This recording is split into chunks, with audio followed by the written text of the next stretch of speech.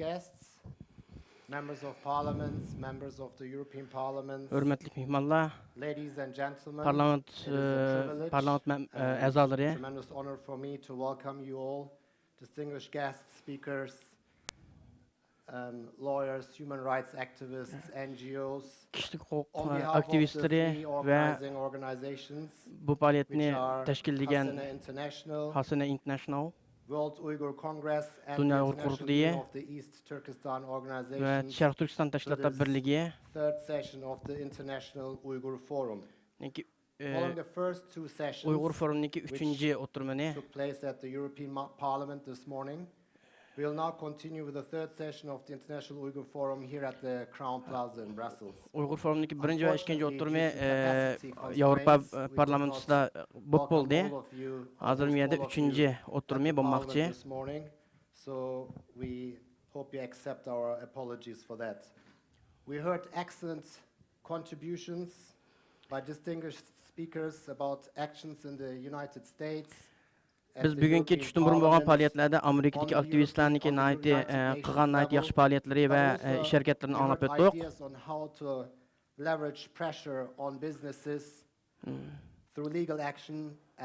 Va qanday qilib qonuniy harakatlar orqali tijoratlarga besim qilishni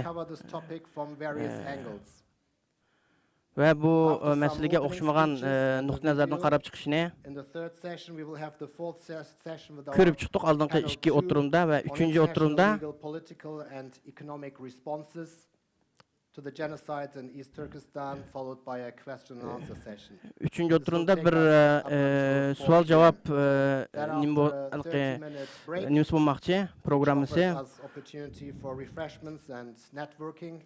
We'll continue with session 5 and panel 3, talking about international civil society and media responses to the genocide in East Turkestan, again followed by a question and answer session. Media arqali Sharq Turkistonda bo'layotgan irqiy qirg'inchilikqa qanday radiya berish va uningga radiya berish to'g'riliq bo'lmoqchi bu qatimgi mazmun.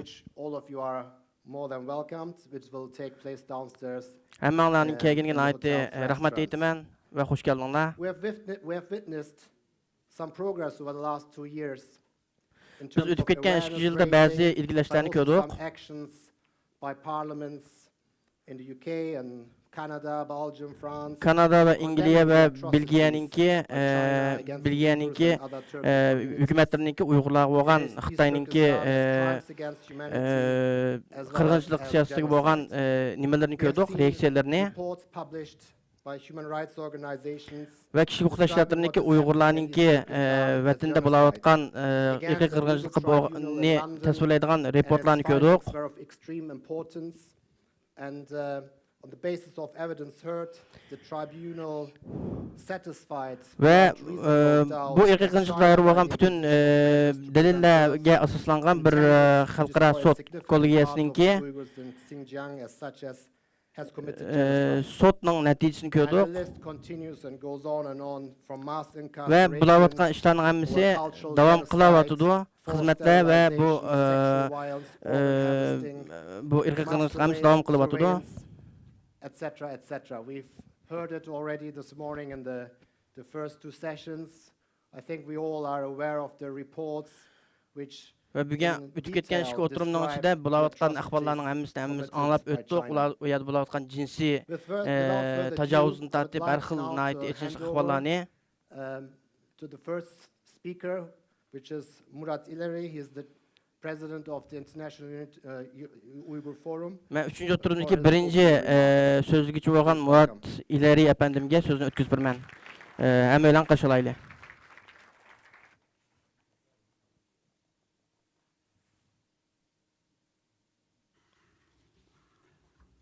Bismillahirrahmanirrahim.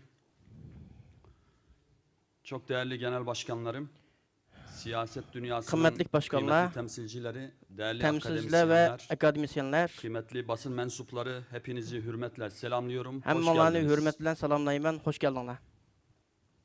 Şu güzide misafirlerimizle keşke bugün şu kıymetli misafirlerim keşke hem bugün tarihte hem de günümüzde çok önemli bir konuma sahip olan bir devletin insanlığa yapmış olduğu hizmetleri konuşabilseydik. Ne iyi olurdu ki Xitoydagi bir davlatniki Doğu insoniyatga Türkistan'da qilgan Uygurlara etnik qilmishlarini temizlik yapıyor birlikte demeseydik. deyishadigan bo'lsak. Aksine Doğu Türkistan'da Uygurlar ve bölgede yaşayan diğer halklar bir arada karşılıklı saygı ve huzur içinde yaşıyor diyebilseydik. Ve Ne Xitoyda olurdu? yaşayotgan bütün milletlarniki Ama bir-birisiga bunu diyemiyoruz. hurmat asosida birlikte Tüm yaşaydigan bo'lsa, veriler ve ne kadar yaxshi gerçekler bo'lardi, lekin gösteriyor undaq ki bo'lolmayotidi. 21. yüzyılda Ve bütün uçurlar ve dünyanın gözü hakikaten önünde köstüvatı bir ki millet 21. adeta əsrdə yok edilmek bir millet isteniyor.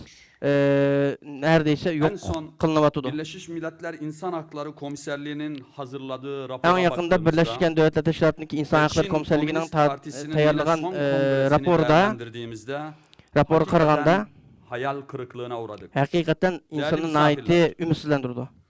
Doğu Türkistan ve Uygurlar artık Çin gibi dev bir ülkede etnik ve dini azınlıklara yapılan zulmün ve baskının bir sembolü olmuştur. Uygurlar ve Şarkı Türkistan Zira artık Çin Xitoydaki bütün aynı baskıyı milletlerge bulayotgan Tibetlilere, besimninki bir Moğollara, simvolu Doğu olgan. Türkistan'da yaşayan diğer halklara da aynı şekilde acımasız bir şekilde yaparken en şiddetli baskıyı Ve Xitoy bu Uygurlara zulümni uygulamaktadır. Uygurdan başka bütün milletlerge kılıbatgan basma bu zulümninki hem de Türkistan'da şiddetli bugün bir şekilde Uygurlar milyonlarca kişi tatıbatıdı. yeniden eğitim adı altında toplama kamplarına sorgusuz sualsiz tıkılırken Şarkı Türkistan'da her gün milyonlarca çeşitli Uygurlar işkencelere Qaytadan maruz terbiyeleşnamasındaki kalır. lagerlarga milyonlarca Düşünebiliyor tıkılıbatgan günde musunuz?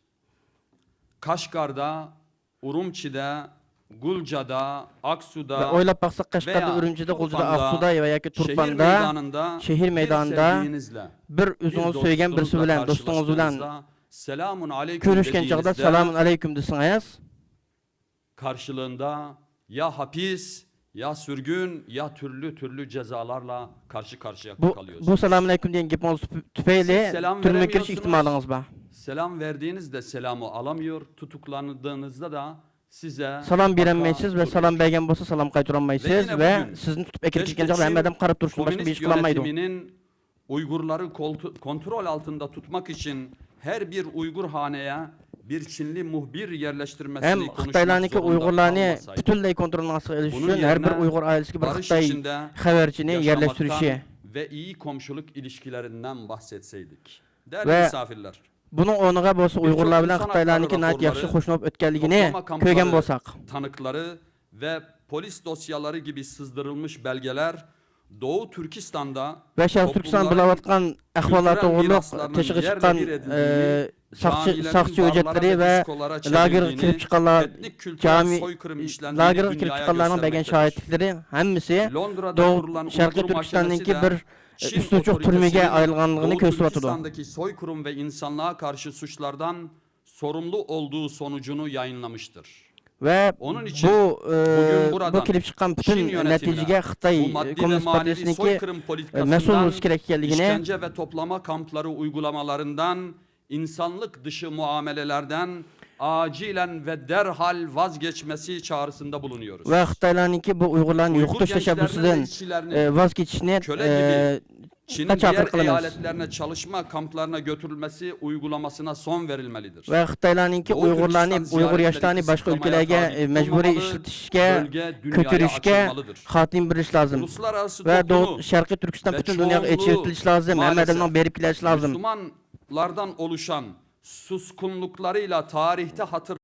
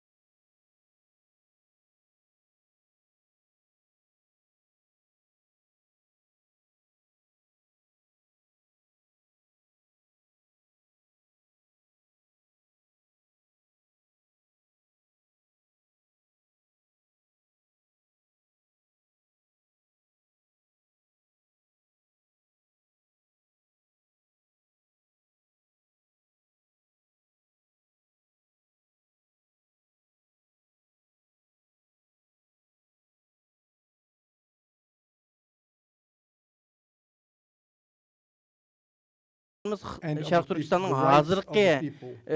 hazırki siyasi statusu And ve third, haklarınki what the hukuku ile alakadar. obligations and responsibilities of the international community, that is our governments, Üçüncü sual and of course xalqara of the teşkilatlar ve PRC xalqara in the first dövlətlərinki place, are bu məsələ olan today as a məsuliyyətləri result nimo? of the findings that we hope to confirm. Ve biz Why is this inquiry relevant?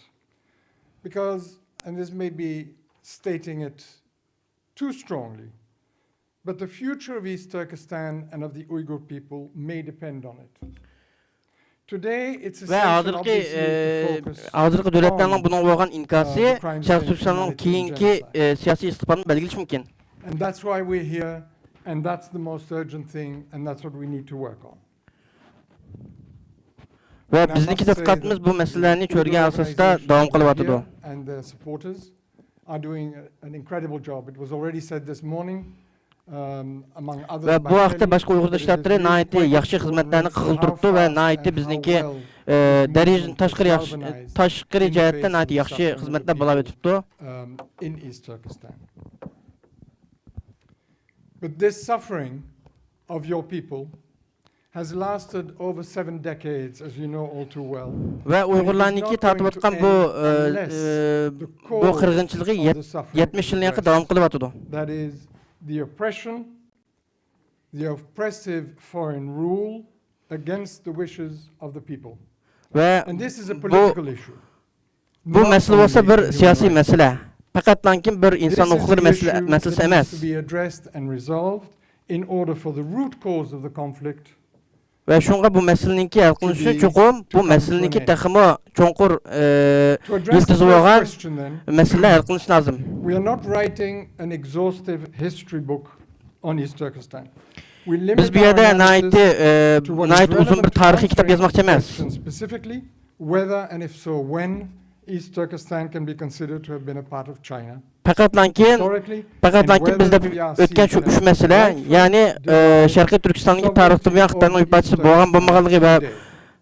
ve keyinki istiqbalı ile alakadar boğan meseleni çördep saying that this buludu. is tentative, but we find that East Turkestan was not since ancient times part of India.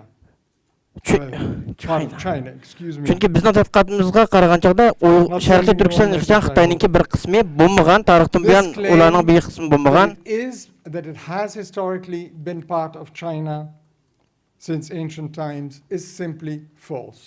Ve Xitaylarning degan bu Han sulasından başlap Xitayning bir parçası deganning hammasi uydurma. Was historically in fact never an integral part of China. Ve hech qachon Şarkı Türkistan Xitaylar bilan bir gevde deşmegan. Mongol and Manchu empires exercised authority over East Turkestan, and that is undeniable. Hem Mongollar ve Manchurlar mı Şarkı Türkistan'da hukuk yürgüzgen. Constituted Chinese sovereignty, or that East Turkestan was in any way incorporated in China. Ve o milletlerninki Şarkı Türkistan hukuk yürgüzüşü Uygurlarninki Xitayning bir qismi bo'lishiga ta'sir ko'rsatgan. Exercised varying degrees of control in the region through the establishment of what they called protectorates. But this accounted for a total of 250 non-consecutive years out of more than 18 centuries of history. Ve 1800 yılının içinde Xitaylarninki Uygurlarga bo'lgan hukuk yürgüzüşü qo'shib kelsa, uzluksiz bo'lmagan 250 yilni tashkil qildi. The last one in 763. Whatever the position of authority might have been during those dynasties, they were not continued and they were not inherited by future power holders in China. Ve bundan burun Xitayninki Uygurlar bo'lgan bütün kontrolliklarning hammasi vaqtdan vaqtga davom qilgan bo'lsa, hech qanday uzluksizlik bilan BBC'ga ulanmagan. 100 years ago, mind you, has no relevance and cannot be used by the PRC to support a claim to sovereignty or ownership. Ve bundan 1200 yıl burun bo'lgan bir ishni hozirgi Sharqiy Turkistonninki g'ujlarligiga dalil qilib ko'rsatib, uni besulishga dalil qilib ko'rsatsa bo'lmaydi. Since that time, no Chinese empire exercised authority over or in East Turkestan.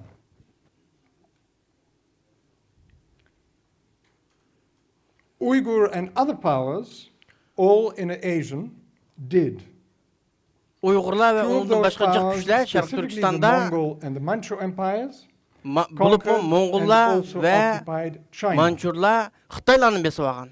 The Ming dynasty, of course, was a Tarixta. Chinese dynasty, and it Ming did not sulası extend Xitaylarninki into East sulası In more bulup bu iş recent kaçan history, East Xitay Turkestan was Uyg'urlarga hech conquered and qanday ruled ta'sir as a ko'rsatmagan. dependency by the Manchu Qing Empire for two periods, from 1760 to 1865, Ve and from Uyg'urlarga 1881 to Xitaylarning 1911. Manchurlarninki kontrolligi The period in 2 between, as you well know, qatim bo'lgan. Yaqub Beg 1759 ruled Kashgaria as an yildan independent boshlab state, and for a time under Yaqub nominal Beg suzerainty of hokimiyatining the Ottoman qurilishigacha Sultan or Caliph. It was ruled independently from the Qing and had ve nothing to do Yaqub with Beg China. hokimiyat I'll address the qurilgandan keyin period butunlay of mustaqil bir Qing shaklda control in a moment very Uyg'urlar briefly, but o'zini first o'zi let me idora point qilgan. out the fundamental premise that the People's Republic of China uses its narrative to prove historical Chinese ownership or sovereignty Ama bu over East tarixlarni Turkestan, Xitoylar and azaldan why that o'zininki is manfaatiga deeply uygun flawed, shaklda burmilab bayon qilib kelgan misleading and false ve in bu a orqali number of ways. o'zininki Sharq Turkiston bo'lgan kishilik huquqini, Firstly, the egilik huquqini PRC isbotlab kelgan. projects the present state of China, that is the PRC, with its current and in some cases expanded borders, into a historical past, and then declares that the territory, that all of that territory has been the same state, the same continued state of China, Xitoylar hozirgi Not Xitoyninki Chinese cultural area, Xitoyni tarixdagi for, Xitoylar bilan shu bir millennia. davlat ashninki varisi deb and that for tarixda millennia o'tib this great o'tgan multi-ethnic butun Chinese davlatlarning nation hammasini hozirgi existed, Xitoy ignoring iqtidorchilik qildi va entirely uning varislik qildi the deb historical realities. And by shu doing da'voni so, qilmoqda. it declares all non-Chinese peoples who inhabited and inhabit this vast territory to have always been a minority of China. Hem bu coğrafyada And it yaşayotgan labels bütün their Xitoy bo'lgan kingdoms, their millatlarning khanats, hammasini their azaldan beri empires Xitoyning bir qismi va to Xitoy have been local fuqarolari deb regimes under jarsib the kelmoqda. authority of the central government of China. This is a falsification of history. Bu butunlay Secondly, tarixni and as a bulunmashtirish. consequence of that reasoning, of that narrative, Beijing conflates China Xitoylar with the o'zininki bu dominant burunlashtirishga empires asosan of Asia, with the inner Asian empires that conquered China.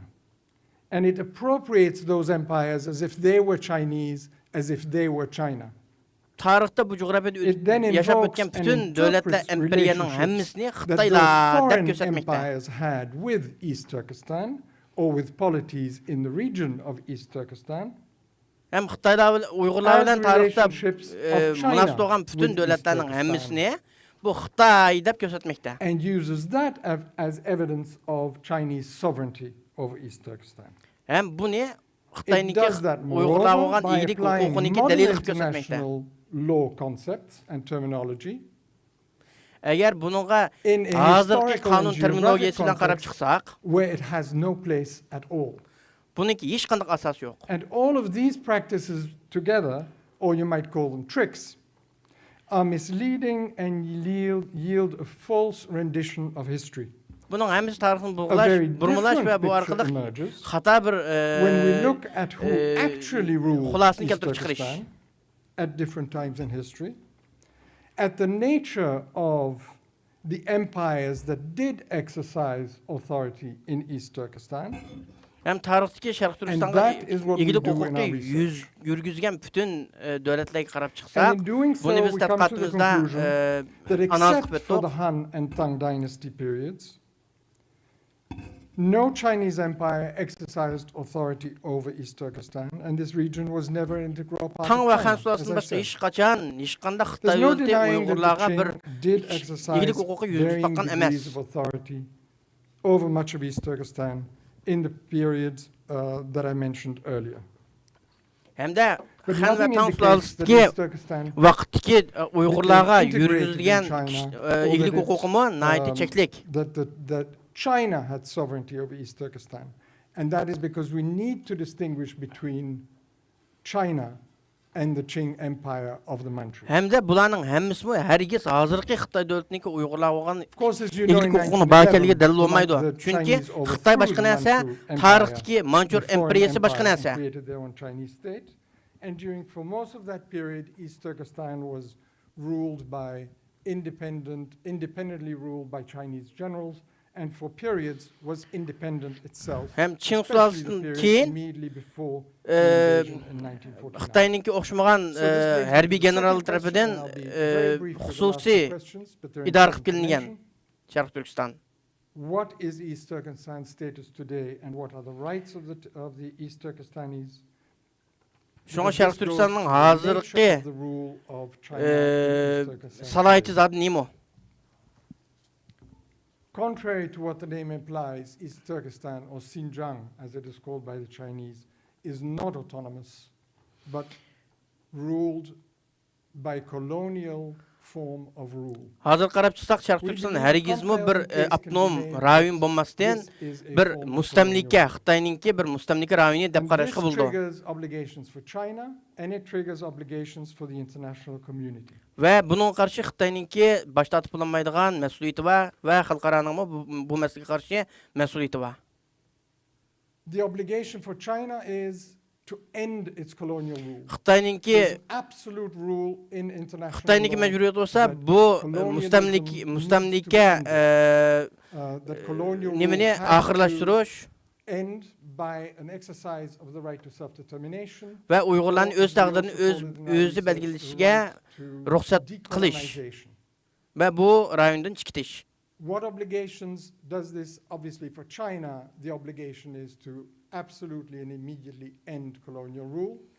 For other members of the international community, for all Ve our governments, xalqaradagi boshqa hukumatlarninki creates three obligations under international law. hukumatlarninki majburiyati The bo'lsa first is 3 tur. to stop recognizing the unlawful continuation of the PRC's colonial rule in East Turkestan. Birisi since it Xitoyninki violates fundamental laws Uyg'urlarga bo'lgan bu of igilik international igdorchiligini e'tirof qilishni yo'q qilish. in maintaining Akhirlashtirish. PRC's unlawful rule, not to engage in any activities that deprive the East Turkestan people of their ownership of their Va territory.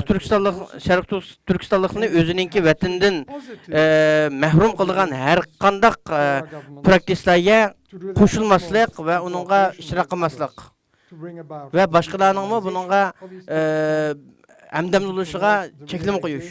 Of the people of East Turkestan's right to self-determination. Secondly, to render moral and material assistance to the people of East Turkestan in their struggle. Ikkinchi majburiyat bo'lsa butun Sharq Turkistondagi xalqlarninki xalqlarga moddiy va ma'naviy jihatdan destak berish, yordam qilish. Or for the benefit of the PRC that engage in any activities that otherwise enable the PRC to benefit from its continued. Va Xitoy hukumatidan bu xususda hech qanday bir shaklda ishbirligi va hamkorlik qilmaslik. Requirements or political ones only, they are legal requirements. Bu bo'lsa ham huquqiy, ham axloqiy majburiyatlardandir.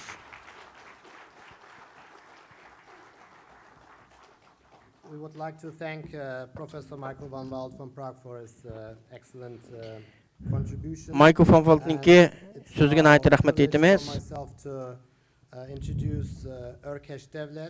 Tuvanda Örkesh davlatni so'zga taklif qilaman va Tiananmendagi 89-yil bo'lgan o'quvchilar harakatiga boshlangan Örkesh davlatninki Bega o'zi qatnashamaydi ekan va to'g'ri qatnashadi. Ladies and gentlemen, good morning. Xonimlar, apandilar, Dostlar, qarindoshlar, salam.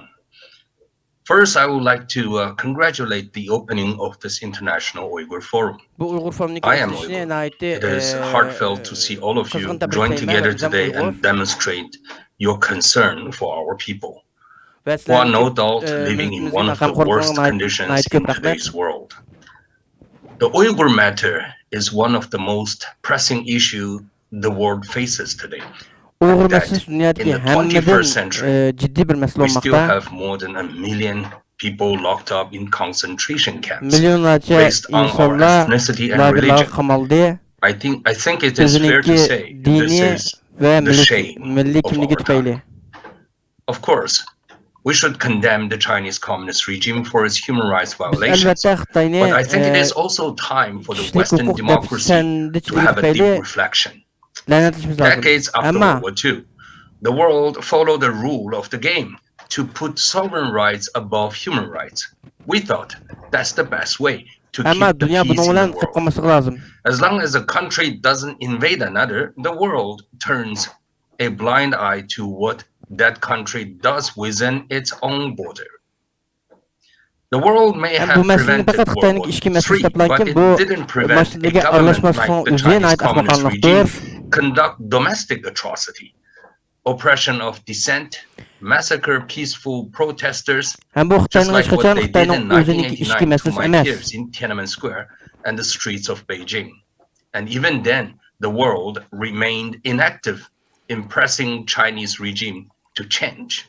Beijing regime was encouraged by the world's softness and inactivity. And that is one of the reasons for the Uyghur situation today. It is not too harsh to criticize the Western democracy, to be the accomplices of Uyghur genocide. We all know that the Uyghur matter needs to be solved. There is just simply no way for the world to watch millions of people remain in concentration camps in today's world. It is the responsibility of the world, especially the Western democracy. I urge the world to remember the long-time appeasement policy that needs to be rewritten. One of those policies is to follow Chinese regime's narratives, link religion to terrorism. The other wrong policy is to follow Chinese regime's another narrative, calling every Uyghur movement a separatism movement and being shy to provide support. This is typical of that sovereign rights above human rights mentality. Uyghur people have every right to claim and fight for an independent Uyghur nation. Especially today, the Chinese regime act of atrocity gave us that right, and the world owe it to the Uyghur people to help our effort. In democracies, Scotch people have their rights to fight for their independence, and so does Quebecois. They are fighting for their independence, and then there is no narrative to say you cannot have a separatist movement within democracies. And I think in a totalitarian regime, we have even more rights to separate from that oppressor. The sovereign rights above human rights policy is wrong. When we were sitting back and watching Russia invade Ukraine in the name of preventing World War III, I think the world needs to realize how ridiculous that world order is and needs to be changed. And then I think the world is coming around and then realize the true evil character of the Chinese Communist regime. And then I think Uyghur people's sacrifice is one of the reasons the world's wakening up. Therefore, please use your freedom to help ours. You owe it to us. Thank you very much. Thank you for coming from all over the world to join this very significant and meaningful gathering. Following Mr. Erkesh Devlet's outcry and call for an independent Uyghur state, we've come now to the final part of the third session, which is a short video about East Turkestan's history and culture. Төәнники споста бір Шарқ Түркістанники мәдениет ва тарихқа ait бір қысқа бір сын көрініш.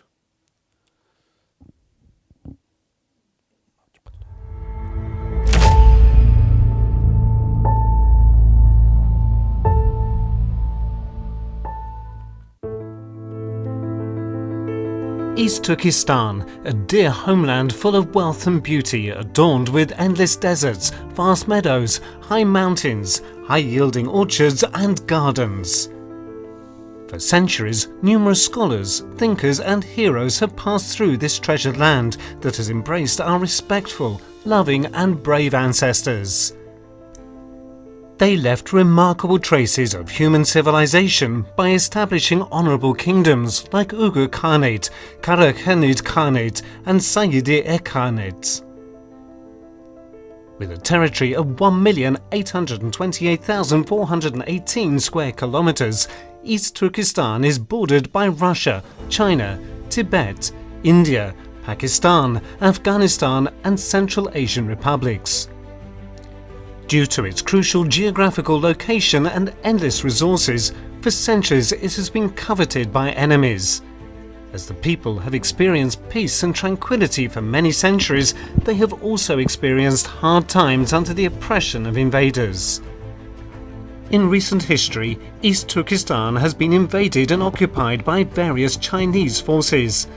Despite having close diplomatic relations with the embassies of European countries and having a particular military strength, the state of Kashgar fell in 1884 and the occupying troops overthrew the two republics, the East Turkestan Islamic Republic established in 1933 and the East Turkestan Republic established in 1944.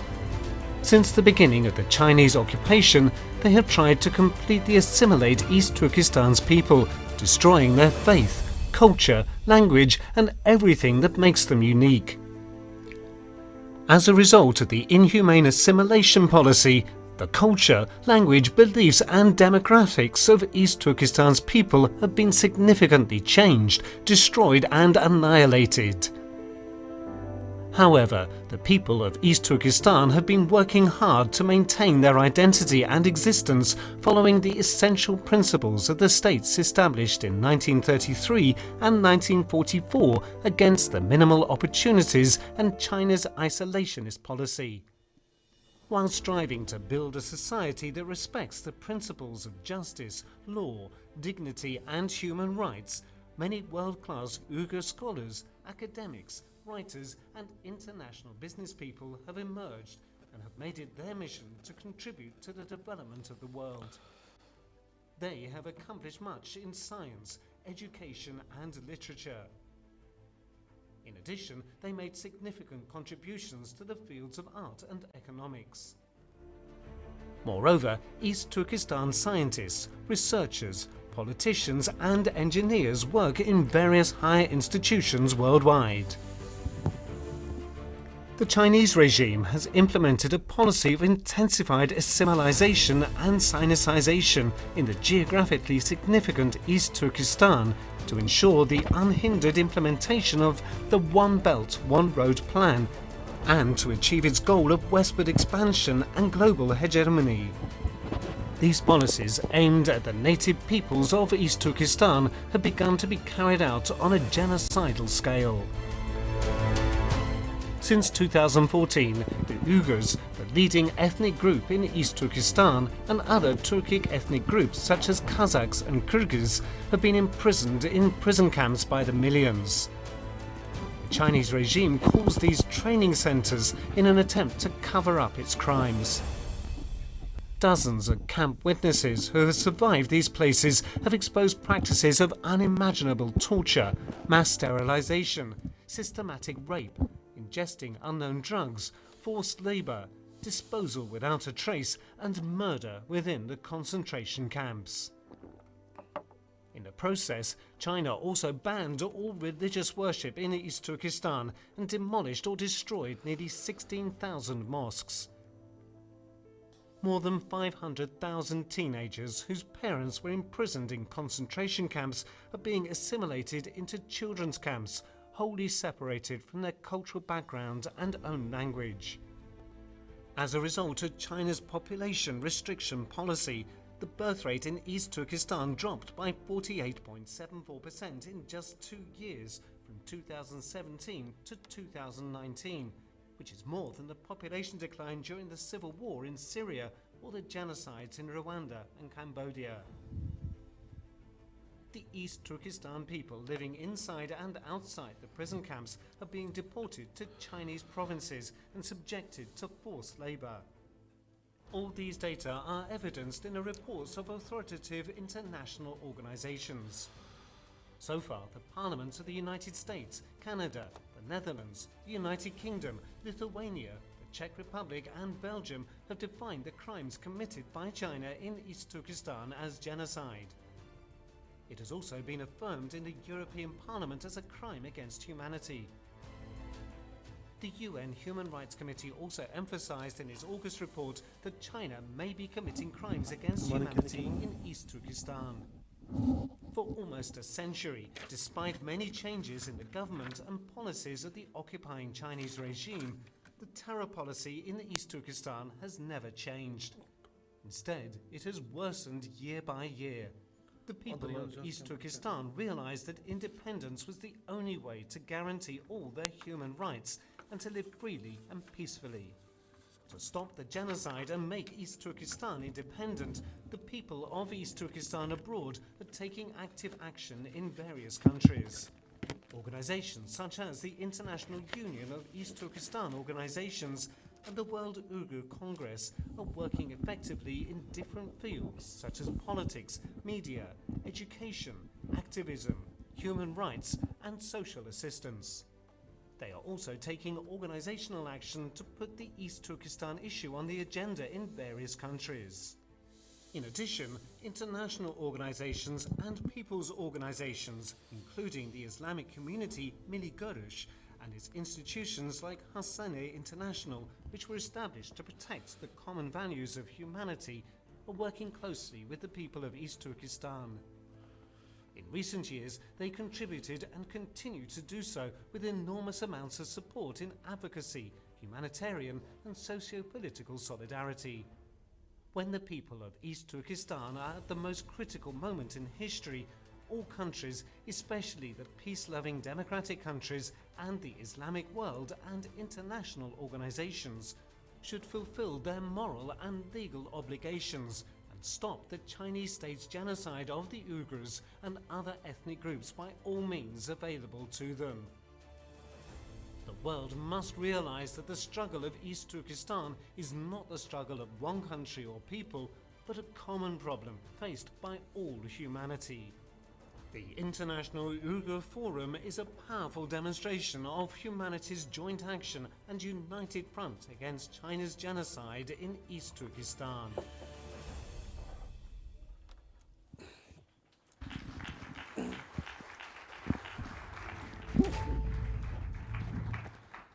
I think the scenes and the words in this short video speak for themselves. It is outrageous and absolutely incomprehensible how in the 21st century we are witnessing such a genocide.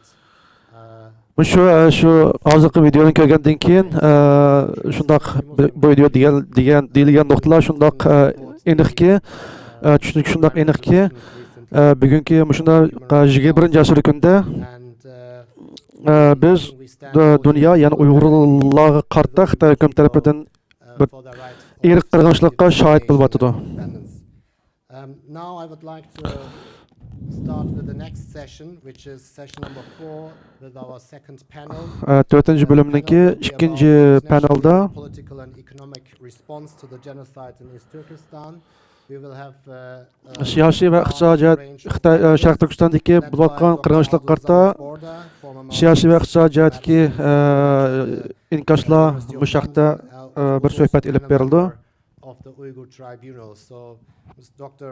Zamit Borda will lead the panel, the session. I would like to invite all of the panelists to come to the stage. Uyg'ur so'tniki so'tidan Aldo Zamit va Kanada parlament a'zosi Samir Zubayri apandini, Angliya parlament a'zosi Afzal Khan, David Matas, legal expert from Canada. Kanada qanunshunos David Matas va doktor Adrian Jens, Angliyadan kelgan xalqaro advokat Mike Polak. Slightly later, Samuel Kogolati will join us as well. Shalturab Belgiya parlament a'zosi Samuel Kogolati bizga qo'shildi. To cover this topic, so I leave the mic to Dr.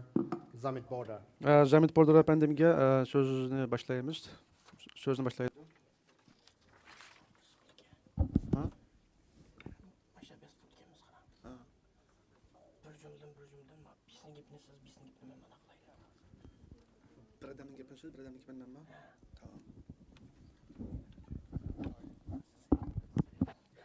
Thank you. I plan to run this session more as a discussion than a Köptün köp rahmet.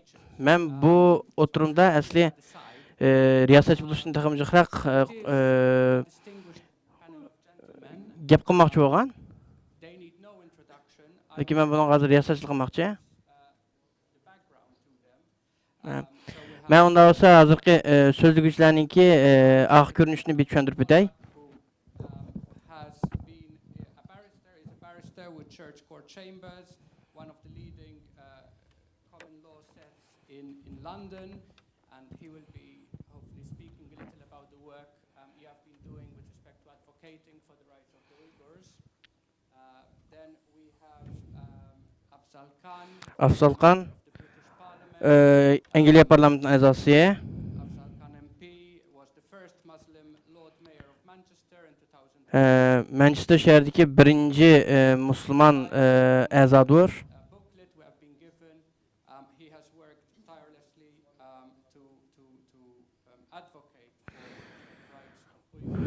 Uyğurlar məsələsi haqqında nəhayət ciddi xidmət qıldı. Angliya parlamentida. Samir Zübeyir əfəndim Kanada parlamenti əzası olub. Liberat Partiyaning a'zosi, Tashqi ishlar komitetining a'zosi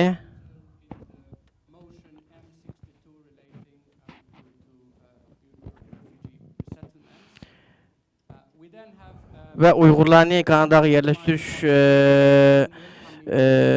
harakatining a'zosi.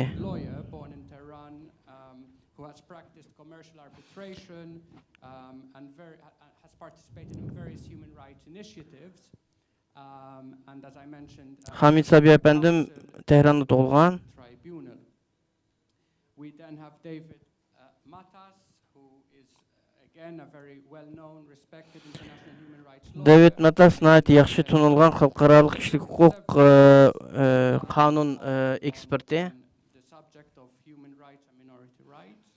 və asılıq millətlər hüquqi və kişilik hüquq cəhətdə mütəxəssis.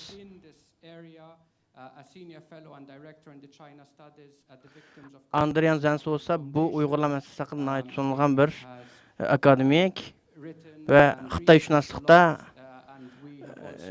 nəhayət cıq tədqiqatları var. Və Uyğur sud kollegiyasının şahid bolğan. Samuel Kogulati efendim bolsa Belgiyaning parlament a'zosi və Uyğur məsələsiningki irqiy qırğınçılıq olub tunuşida nəhayət xizmət qilgan.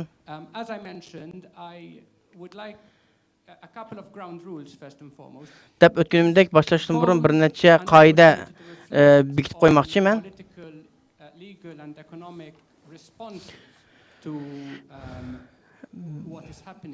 Bizningki 4-cü oturum asaslıq Şərq Türkistan bulayotgan işlərə qaytırılğan siyasi və iqtisadi inkaslar to'g'riliq bo'ldi və nimalar qilindi hozirgacha və nimalar qilinishi mumkin degan masalalarni ko'rib bo'ldi.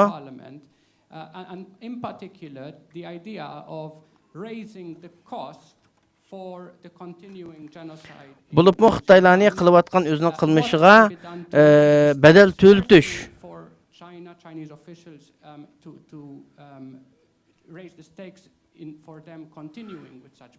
va Xitoylarningki bunday qilishga davom qilishga texmi ig'ir badal to'latishni cho'rdab elib berildi.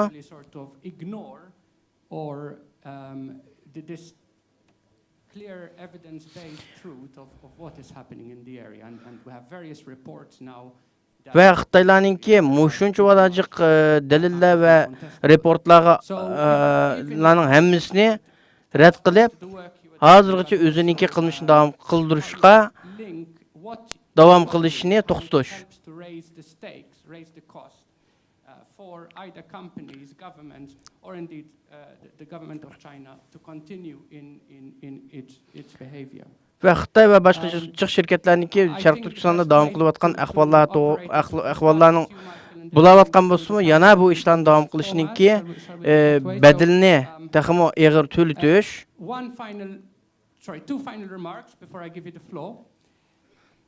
We will take questions at the end. However, Biz en akıda suallarını kabul kılımız.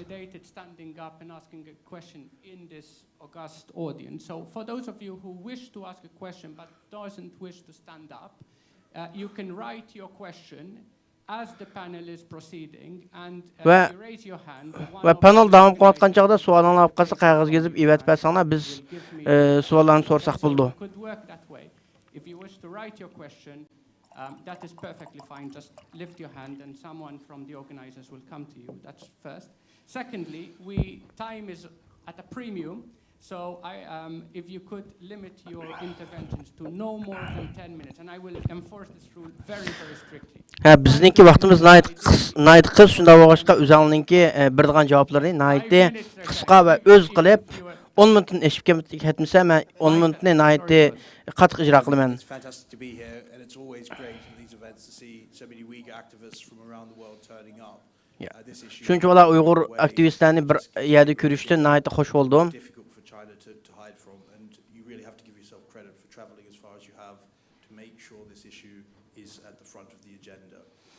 I'm a barrister in London and I'm also chair of Lawyers for Uyghur Rights.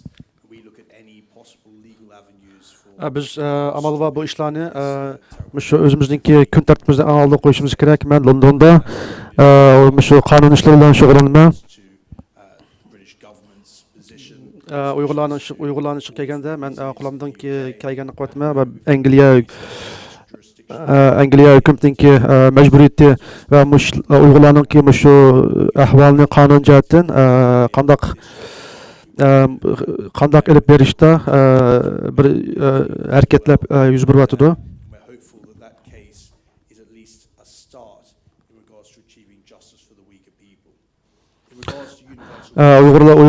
Uyghur xalqi uchun, Uyghur xalqining haq adolati uchun mush jihatda qo'ldan kelgan barliq ishlar qilinishi kerak va qilinyapti.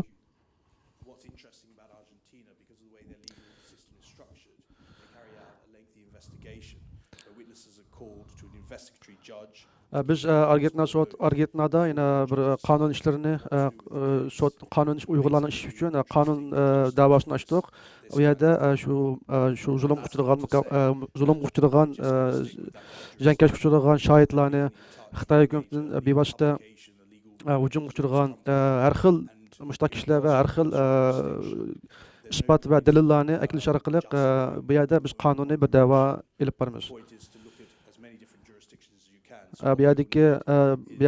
Bu yerdagi maqsad Argentinaningki shu alohida o'zgacha bo'lgan shu qonuniy qurilmalardan foydalanib shu Uyg'urni Xitoyniki Uyg'urlar qilayotgan jinoyatga qarta injiqlik bilan kuzatib chiqish.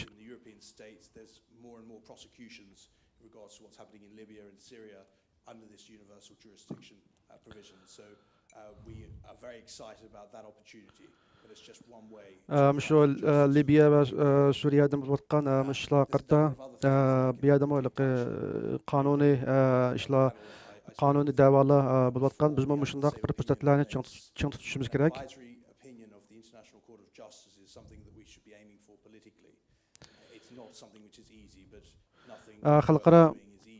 Xalqaro adolat sudimi biz buningga bu orqali biz bir ishlarni qilishga tegishli bir muhim bo'lgan bir munbar, ammo bu yerda ishlarni qilish biz o'ylagandek oson emas. For that to happen, we would need a vote of one of the UN committees or the General Assembly. And in that regard, lots of you would have seen the letter to the third committee of the General Assembly this week, which was with a number of countries. I think we had 54 this time, so the numbers are actually moving. although the Human Rights Council didn't go the way we were. BDT'ninki mush insan hakları komitesida Uyg'urlarni qo'llab atgan davlatlar 54 ga bo'ldi. Bu yerda qo'llayotgan davlatlarning soni jihatdan biz ilgirlashni ko'rayotgan bo'ldik, ammo Xitoyni qo'llab o'zininki bayonlarini ifoda qilgan davlatlarning sonimi mushtu bilan barobar oldi menyapti. Justice and to fight for the Uyghur people is actually growing. Countries like Andorra, albatta Uyg'urlarniki haqida uchun ovoz chiqarayotgan shu Uyg'urlar uchun qo'llashlarni ko'rsatayotgan davlatlarniki qizg'inligi va ularniki umumiy kuchi eshityapti. Masalan deymiz Somaliya deymiz va Ukrainalarmi mushtak qitildi. has to take place because it's no good someone like me putting forward a proposal. We need 50% of the General Assembly to back an advisory opinion. We need all the states who support the Uyghur people to be going to states bir yerdamda shu BDT'ninki inson haqlari komitesininki yerimdek davlatlar Uyg'urlarni qo'llagan bo'ldi. Ammo bu albatta yetarli emas. Biz butun umumiy qo'llashni qo'lga keltirishimiz kerak. Haq adolat uchun %100 qo'llashga erishishimiz kerak. They restricted Qatar and Qatari nationals access, and there are a number of cases which went to that committee. And it's the first time that committee is being used in an interstate manner. What we need from that is we need a state to take up the Uyghur cause and to make an application there, so that committee can decide if there is a breach of those very core principles about racial discrimination. There are a number of states I've got my eyes on, but that once again shows. Biz shu davlatlar orasida o'zaro bir aloqa, o'zaro hamkorlikni kuchaytirib, Just lastly, I know bu yerda bir harakat, bir koordinatorini barpo qilishimiz kerak. Concrete company was prosecuted because they allowed or they contracted with ISIS to guard their concrete factories, and that was a decision giving that company criminal responsibility for that.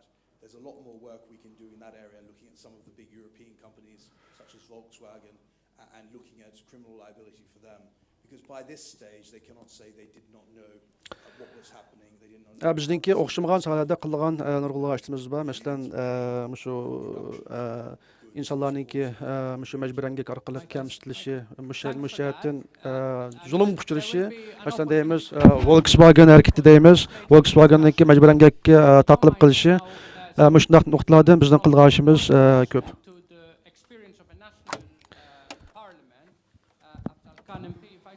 Ask you to say a few comments about both what the British Parliament has done with respect to this issue. Afsaqalın hazırlıqça Angliya hökumətinin qılğanları və qıpılamaganlarını soraq baxsaq. Brothers and sisters, good afternoon and assalamu alaikum. Tushunkilik xeyir olsun. Assalamu alaikum. Start by first of all thanking the organizers. Maş organizatorlarga rahmet etishni başlayman sözümni. Brothers and sisters, for the common cause of our brothers and sisters in Uyghur. Belə toğalarının həmlərinki ortaq bir davayımız var, Uyğur davası. For many decades now. Və bu dava naiti 10 yıllarca davam qıldı. I used to be member of European Parliament and I was the vice president of Mən bunun Avropa Parlamentinin əzasıydım. This is when I first came across the issue of Uyghurs. Və şu çağda Uyğur məsələsini mən tanışqan. The Uyghur community.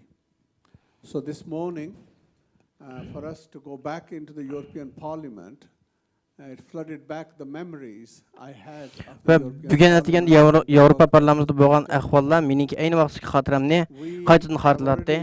Gone through part of this conference and we've had many excellent speakers. Ve bunun o'xshaydigan boshqa konferanslarni bundan burun boshdan kechirgan biz. Ve bunu bu masalani qaytadan deyishmi insonni nihoyat azoblaydigan bir ish. Ve ben sözümde Angliya parlamentiga markazlashiman. The bulk of the work is being done by the APPG on Uyghurs. Now, APPG is Ve a cross-party Angliyadagi xizmatning eng asosligini APPG qilg'iliqdi. who come together on a subject of their interest. And in this case, of course, is about Uyghurs. Ve APPG bo'lsa Uyg'ur masalasi ustida birlikka kelgan o'xshash muddada bo'lgan parlament a'zolarininki bir yerga to'plangan bir tashkilot, birligi. Operating in the UK, but actually it's also operating in 33 other countries. Ve bu faqatlankin Angliya emas, Angliyadan boshqa 33 davlatninki parlament a'zolarininki qatnashishidan birlikka kelgan bir parlament a'zolari birligi. And of the different minorities who have been suffering. So these two sort of main organizations have been the bulk of the work, and then has the MPs. The key bit we've been doing is to secure the debates, urgent questions, and statements in Parliament to highlight this whole issue. And what Ve I say IPPG bu to meseleni all is üzlüksüz Angliya parlamentida end of the day, the sport tilg'ib keldi. in the parliamentary side of the things is getting more and more. The current question Ve ularning ultimately xizmati comes natijasida the bu behavior masala of the government. Angliya parlamentida taxminan o'tirib chiqish boshladi. And I think in this Ve context, hukumatninki this is Uyg'urlar where bo'lgan I would say, her ikkisinimi if you look at ta'sirga what is uchratishga boshladi. happening, when people are saying there is a genocide taking place, when day by day the evidence is becoming clearer and clearer. Ve kunlarning o'tishiga ergishib bu irqiy qirg'inchiliklar bo'lgan jiq dalillar o'tirib chiqdi ve insonlar bu yerda bir irqiy qirg'inchilik bo'ladi deb takrar deyish davadi It's really immoral. It's unacceptable. ve mushundaq ahvollarda buningga sukut qilish axloqsizlikdir ve qabul qilib bo'lmaydi. Where it leads you ultimately then is that the conflict in the sense of human rights, and in this case, there is nothing more fundamental right than the right of self-determination, Ve bu which is what bu Minister ahvollar eng Pakistan axırda was qandaq bir for, natijani the right o'tirg'a to chiqardi decide desa, for themselves. bu Uyg'urlarninki ve şu zulmga uchragan butun xalqninki o'zininki taqdirini o'zini belgilishiga yo'l qo'yish bilan keyin hal bo'ladigan bir masala. Shunga mening nazarimda bu masalaning hal bo'lishi hech qanday belgili olmaydigan yoki murakkab masala emas. Is the issue. And this is the key crux, I think, which we see again and again. And I also find it very disappointing, as Michael was touching on, that so many Muslim countries Ve bu yerda Michael deb o'tgandek nayt muhim bir masala. Bu masalaga shuncha valajiq bo'lgan musulmon davlatlarniki qarshi chiqishi va Xitoyninki tarbiya turishi. Men bir nayt sharaf bilan musulmonman va bundan faxrlanaman. The right to stand for justice is core value of a Muslim. Ve bir musulmonninki qimmat qarashining eng markazida haqiqatning yanında turish, haqiqatni yaqalash bir musulmonninki eng yadroliq qimmat qarashidir. Again and again, we were seen that at a huge cost to ourselves, they have always stood for what is right. And in that sense, Ve bir musulmon ve biz ezelden qandaq bedel to'lashni qat'iy nazar haqni so'zlab kelganmiz. Hem bir musulmon haqni so'zlash uchun hech qanday qo'rqmasdan bu haqni so'zlashingiz lozim, talaffuz qila olish lozim. China is a powerful country. Hem şüphesiz Xitoy nayeti kuchli bir davlat. They are not more powerful than the world. The world's conscious together. Ama bu Xitoylar hergiz butun dunyodan taxmo kuchli emas. Agar biz ovoz chiqarmay, sukut tutib olsak, unda bo'lsa Xitoyga amaliyotda yordam qilgan bo'lamiz.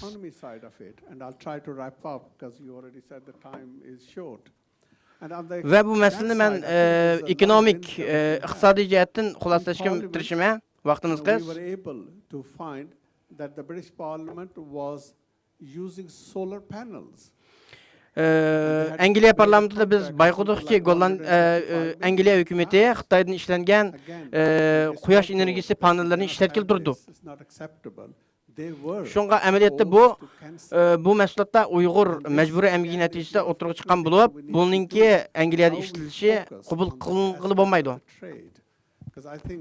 this certainly will be an area which will bother China, and this will also help to amend their ways as well, and to come to the right place, which is what we are all trying to strive for. And I think we've also seen, I will finish on this, I can see the brothers getting eager to say time is up. Менің вақтым The тұшып bit I қалды want to де. say is this, and I'll finish with this point. Ең I ақырғы talked нұқта, about the recent events in Manchester Consulate, you know, how the Consul General came out and physically used violence against the Hong Kong protester, and then had the audacity to say that it was his duty. Now, we in Britain do not tolerate this. ve Manchester'daki Xitoy konsulxonasininki Hong Kongluk In Britain, faoliyatchilarga shiddat ishlatib, ularni urgandan keyin bu elchixona ishlaydigan odam bunday qilish o'zininki majburiyat ekanligini dedi. Bu bo'lsa bizning Angliyaninki qimmat qarshi hargiz qabul qilib olmaydigan bir harakatdir. Hem Uyg'urlarning ustiga bo'layotgan ish bo'lsa, bu bir irqiy qirg'inchilik, bu hargiz kichik bir masala emas. It always ends up with genocide. And we have seen in history, again and again, genocide being committed. It is no good to anyone that once the genocide has been committed, then you say this is genocide. The best thing to do is to make sure that that does not happen. Tarixda biz natijiq takrorlangan irqiy qirg'inchilik ko'rdik, lekin irqiy qirg'inchilik bo'lib bo'lgandan keyin bu irqiy qirg'inchilik deyishniga qanchalik ahamiyati bor. Cho'qim irqiy qirg'inchilik bo'layotganchalik bo'lishdan burun uni to'xtatib qilish uchun harakat qilish lozim. You've given us a lot of food for thought, and I hope you know the audience will come back to many of the points our two and the rest of the speakers will make in the discussion, and I hope we'll be able to. Bizdeki tomoshabinlarimiz paneldan keyin yana sizdan savol so'rash mumkin, nima bo'lsa. Sizningki deb o'tgan nuqtalarning ustida sizdan savol so'rash mumkin. We're going to cross the pond now, moving to Canada, and Samir, as I mentioned. Bizda bo'lsa so'zni Kanadadan kelgan Samir Zubayri apandimga beraylik. Advocating for Uyghur rights. Most recently, the M62 motion with respect to Uyghur refugee settlement. If you could just give us a few comments. Yaqında shu Kanada Uyg'urlar haqida, Uyg'urlarni ilib kelish haqida bir Kanadada bir qaror ilindi. Bu haqda uzoq gapirgan bo'lsangiz. Thank you for taking your time to also listen in to this very important gathering. Hammalar ko'pdan ko'p rahmat. Bu bir intayin muhim bo'lgan bir uchrashish bo'ldi. Conversation, information sharing. So I want to thank everybody for taking your time. Ko'pchilikning vaqtiga rahmat va bu sizlarniki men bilan hambahlagan uchrashuvlaringizga, leksiyalaringizga ko'pdan ko'p rahmat. I'm realizing it's very much a Canadian thing, but it's actually a mark towards. Kişiler so'raydi bu zaten qanday ish deb. Men deyman bu Kanadadagi bir ishlar deb deyman. Davatimi. The fields of poppies in Passchendaele, which I myself will be at tomorrow evening to go and to visit. So just sharing some information and what this is all about. But we are gathered here at this moment to talk about genocide, to talk about the Uyghur people, Kazakhs and others who are currently undergoing this deep and serious human rights. Biz bugun shu Uyg'ur, Qozoq va boshqa millatlarningki o'tib kelayotgan qirg'inchilik, zulm haqida parlash qilib keldik. In your own right. And we together have to move together in order to see that this issue that we are talking about here, genocide, will not happen. I'm personally hopeful. Biz bu yerga biz yig'ilib shu qirg'inchilik yuz bermaslik kerak deb uni to'g'riliq munozara qilyapmiz va hamma odamlar birlikda harakat qilib shu qirg'inchilikning yuz bermasligini oldini olish kerakdir. Almost 3 years ago, I was on a committee with a friend of mine and a colleague who's also here, Alexis Brunel-Duceppe, another parliamentarian from Canada, who is with another party. Şu ilgili men shu Uyg'urlar to'g'riliq olgandim. Meniki shocking testimony Şu Kanada parlamentida şu bir dostum arqılıq şu bir guvalıq bir iş bolğan Gülbacilova xanım Ömerbek Ali efendim laniki guvalığını aldıq. Biz nurgulga advokatlarning o'xshamagan kishilarning o'xshamagan ko'z qarash kishilarniki mulozimlarni va ko'z qarashlarini aldıq. Biz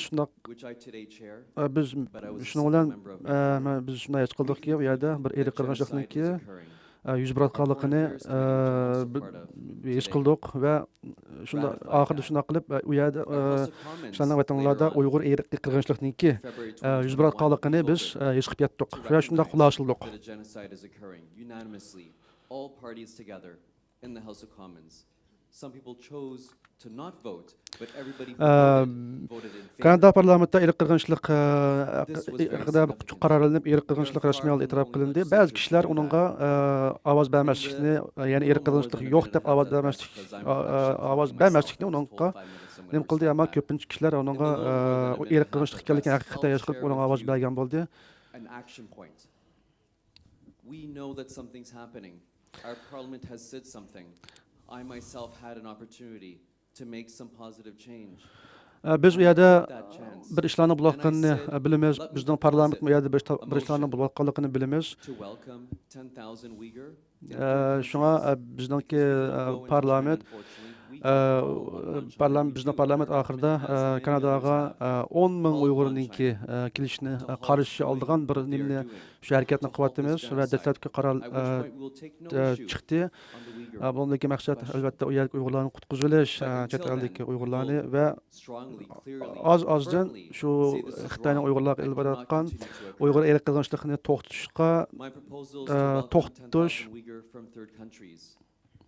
There are many third countries that have Uyghur within them. We know academically it's been proven. Ba'zi bir davlatlarda davlatlar tarafidan Uyg'ur muhojirlar ba'zi davlatlar tarafidan Xitoy qaytarayotganligini angladik. Biz ilmiy usullar orqali uniki ashunday bo'layotganligini, rost shunday ashunday yuz berayotganligini biz his qilib yetdik. Biz Kanadaga nurg'ulagan ko'chmanlarni, siyosat tilaguvchilarni Kanadaga yerlashtiramiz. Har yili biz nurg'ulagan kishilar Kanadaga ko'chman bo'lib keldi, siyosat bilan çok keldi. That's our proud tradition. My motion calls for us to stick with that tradition. Mening ilib berayotgan shu qaror, mening kurashib atgan qarorim, ya'ni shu Kanadaninki siyosat bilan tilaguvchilar va ko'chmanlarni qabul qilgan mushtaq siyosatniki mushni nuqtani chiqish qilib asosida bir mengayotgan bir ko'pdan ko'p rahmat sizningki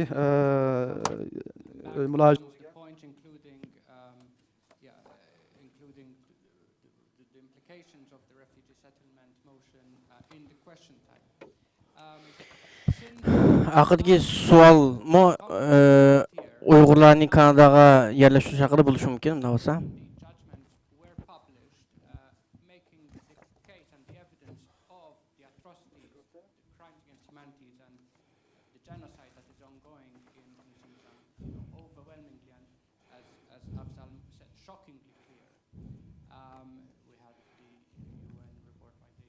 Commissioner of Human Rights, we had the Special Rapporteur on Forced Labor, Contemporary Forms of Slavery, and in December last year we had the judgment of the Uyghur Tribunal for which Hamid Sabi was counseled.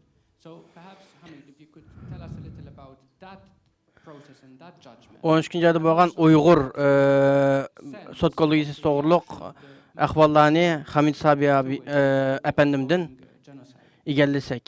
Thank you very much. Thank you, Aldo. Ko'p rahmat. The Uyghur Tribunal started more than 2 years ago. Uyg'ur sud kollegiyasi 2 yil burun boshlangan.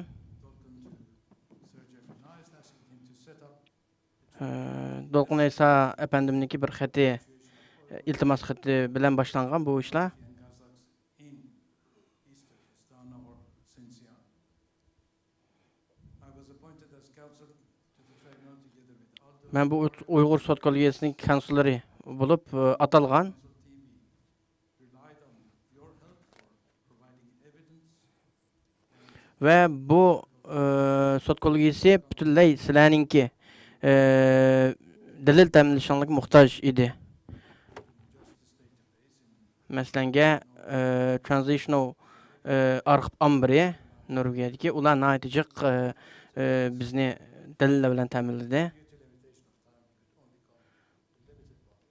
Hem vaqtninki cheklimiz tufayli biz nayti cheklik bo'lgan insonlarni bu shohidlikka chaqira oldik. Amaliyotda bu qo'limiz bor bo'lgan nimalar naytijiq dalillar. Biz buningga shohid bo'lgan butun insonlarni nayti hurmatlaymiz va tabriklaymiz. Buni qilish uchun ko'p qahramonlik lozim.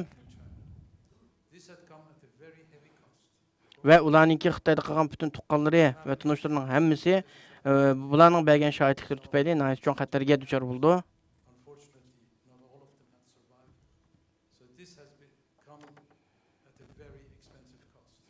Va ularning bergan shohidlik tufayli uning vatandagi jiq tuqqanlari nihoyat og'ir oqibatga uchirdi.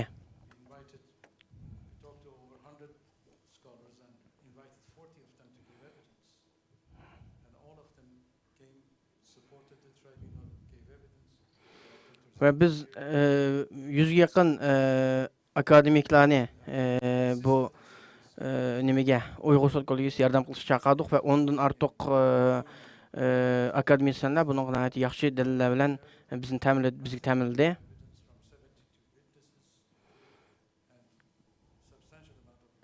Ve 72 guvochi ve nayet ko'plagan raportlar bilan bizga yordam qildi. Ve bu sotning natijasi nayet muhim bo'lgan bir natija, bir qaror.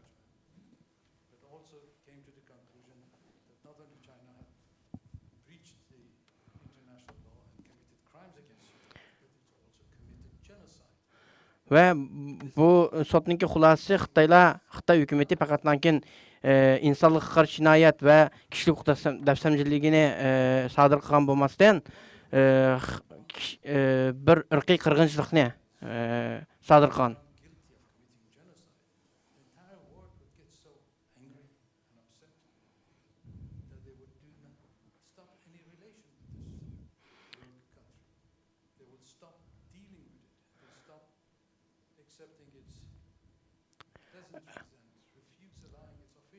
Amaliyotda bundaq bir irqiy qirg'inchilikni sodir qilgan bir davlatni Xitoyni dunyodagi har bir davlat uning bilan aloqasini kesib, uningga ya'ni radiya berish lozim.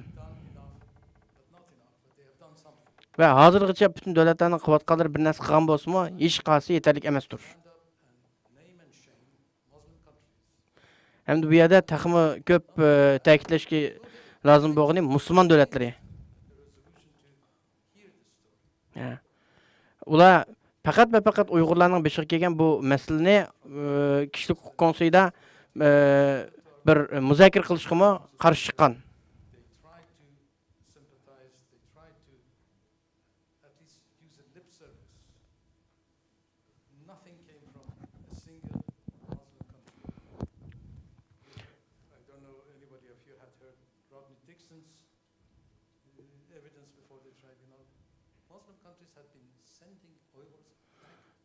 Ve onun yerine bu Müslüman devletleri Uygurlarga yardım qilib, Uygurlarni Xitoyga qarshi turish bo'layotgan.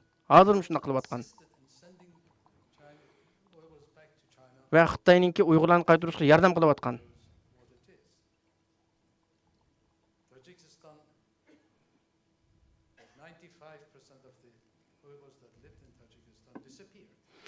%95% Tojikistonda yashayotgan Uygurlarning hammasi yo'qolib ketgan.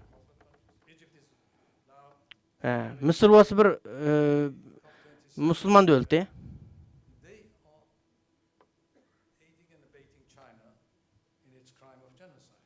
Ve bularmı Xitoyninki jinoyatlarga hamdam bo'lib, Uyg'urlarni ularga qaytarib bergan.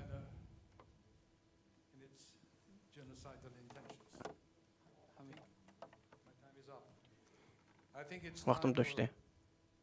only the Uyghur community, but the whole countries in the world to name and shame the Muslim countries for their failure to Şoňa fakat Uygurlar emas, bütün dünýädäki hemmeýlen bu musulman döwletlerini Uygur meselesine karşı besimga uçuruş lazım ve bularni hareket kılışga mecbur kılışımız lazım. Thank you for that, Hamid. David, Hamid efendim, nayt rahmet. you were here last year. You spoke about the various crimes that were being committed in Xinjiang. So I don't plan to ask you again about that. However, what I'd like to ask you about is a point which was made earlier, in fact. It's about the link between, therefore, Hamid efendim, siz köpten köp rahmet. the right to self-determination and potentially statehood. It's a subject that one can speak about for a full day or a week. So, if the comments could. Uygurlarınki özlüklerden öz belgileş meşakta bir Yes, andak çıkan indeed. olur. I could probably speak for a full week on that, but I promise not to right now. Ben şu bu vaqt sözlep biray, ama bu vaqtda hiç qandaq bir va'd beremeymen. Determination does not mean the right of every people to statehood. But sometimes the right to self-determination does mean that. And the right to self-determination of the Uyghurs of East Turkestan is one of those cases. For the Uyghurs, the right to self-determination does mean a right to statehood. The right to self-determination is found in both the International Covenant on Civil and Political Rights and the International Covenant on Economics and Social Cultural Rights, and is the only right found in both covenants. Its presence in both covenants. Uygurlarning öz taqdirini her qandaq bir insanlarnınki ýa-ki halkynyň öz taqdirini öz belgileş hukuky boldy.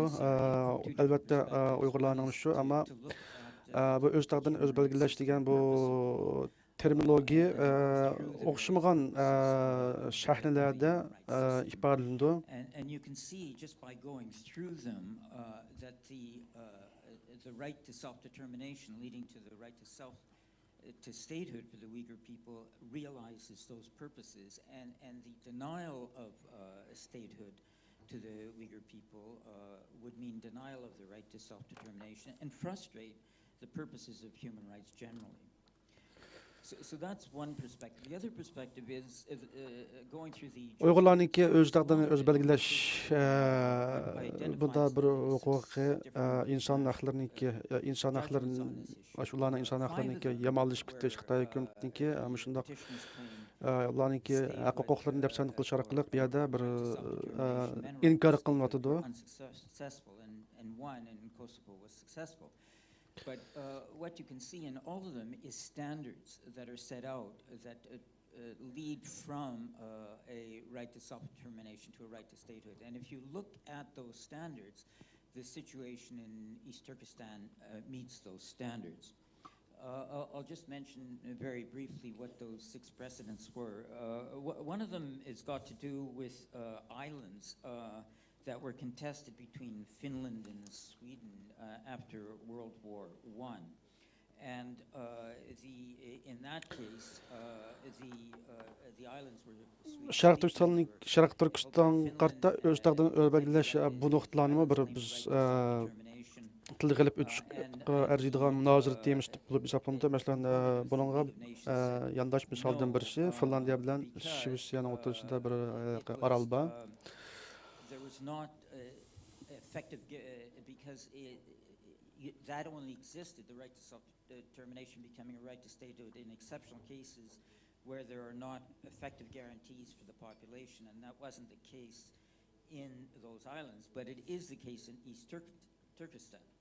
A second example is Zaire, where you had Katanga asking the African Commission on Human Rights and People's Right to recognize the independence of Katanga. And again, the Commission said no, that there was the absence of evidence that the people of Katanga are denied the right to participate in their government, but that's certainly not the case in East Turkestan, where the Uyghurs are not being. Mesela şu Tanga deyip bir yaba, u yerdeki kişilerinki öz taqdir öz belleş arqalıq müstaqillik yoluna erişiş bu vaqtda bu bundaq kurişi rad qilingan dalil isbat yo'q deb kuchli emas deb rad qilingan, ammo Sharq Turkistonning ahvoli buningga albatta o'xshamaydi. The Turkish Republic of Northern Cyprus was a separate state, and therefore Turkey wasn't responsible. The court rejected. Mesela Siprus'taki, mesela Şimal Siprus, Türkiye'ninki qo'lga chiqarishgan Şimali Siprus, buni Turkiya o'zaro Turkiya e'tirof qilgan bo'ldi. Ammo bu yerda Şimal Siprus o'z taqdirini o'zi belgilash orqali bir davlat sifatida e'tirof qilinish rad qilindi, ammo bu ahvolmi Sharq Turkistonning ahvoliga o'xshamaydi. Whether or not the right to self-determination under international law would give Quebec the right to secede, and the court said no, because again, they were not being denied meaningful access to government to pursue their own interests, and again, that's certainly not the case with East Turkestan. O'xshash masalan Kanadadagi Quebec ülkəsinin ahvolimi bu öz taqdirini öz belgilash orqali o'zining eng oliy huquqlarini hatto o'zining ayrim davlat bo'lib qurilish mushaqdagi talab tortishlarimi sud mahkamasi tomonidan rad qilingan. Ya'ni bu ahvol ammo Sharq Turkistonning ahvoli buning bilan butunlay farqli. So I would say in conclusion that Kosovoning ahvolimi shunda bo'ldi. in the case of East Turkestan, a violation of human rights that is so fundamental and without remedy that not to grant East Turkestan a right to statehood would be inhumane and contrary to the human rights system. So I'll conclude with that.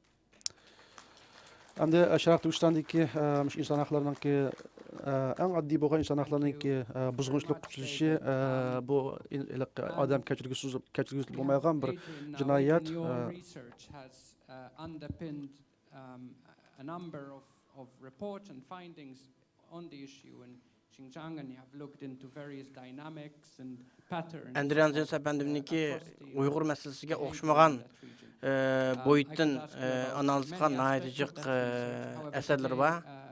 What I'd like to do is link to some of the ongoing trials in relation to forced labor, for instance, and perhaps to ask you a little about that. Andrian Zensin hazır bulavatqan shu majburiy emgak aloqador bir necha savolim bo'lmoqchi. Va bu to'g'riliq qonunlar. Thank you indeed. Thank you very much for having me here and inviting me. Ko'p rahmat. Meni bu yerga taklif qilganlarga. Neglected the cause of the Uyghurs has substantially va xalqaro jamiyatning Uyg'ur masalasini nihoyatda og'ir darajada e'tibor olmayotganligi bir haqiqat. Hamda Uyg'urlarga yordam shaklida harakat qilishdan ojiz qoldi. We have on the one hand the genocide convention. Ama qonuniy shaklda naytijiq qonunlar bor. Birinchisi masalan irqiy qirg'inchilikni to'xtatish qonuni, cheklash qonuni. Va majburiy emgakni cheklash to'g'riliq naytijiq qonunlar bor. There's already precedent. There's already either legal or moral or other mechanisms to do something about it. Va buni cheklash to'g'riliq naytijiq qurollar bor qo'limizda. This summer or this autumn. Which are the two areas that were the weakest in the report, that were much shorter than other areas, that were highly underdeveloped with a lot of available evidence not presented? Va Birlashgan Davlatlar Tashkilotining kishilik huquq konseyining nashr qilgan bir nimada dokladda ikki mavzu nihoyat ojizlashtirilgan. Birisi to'g'itning oldini cheklash, yana birisi mana shu majburiy emgak.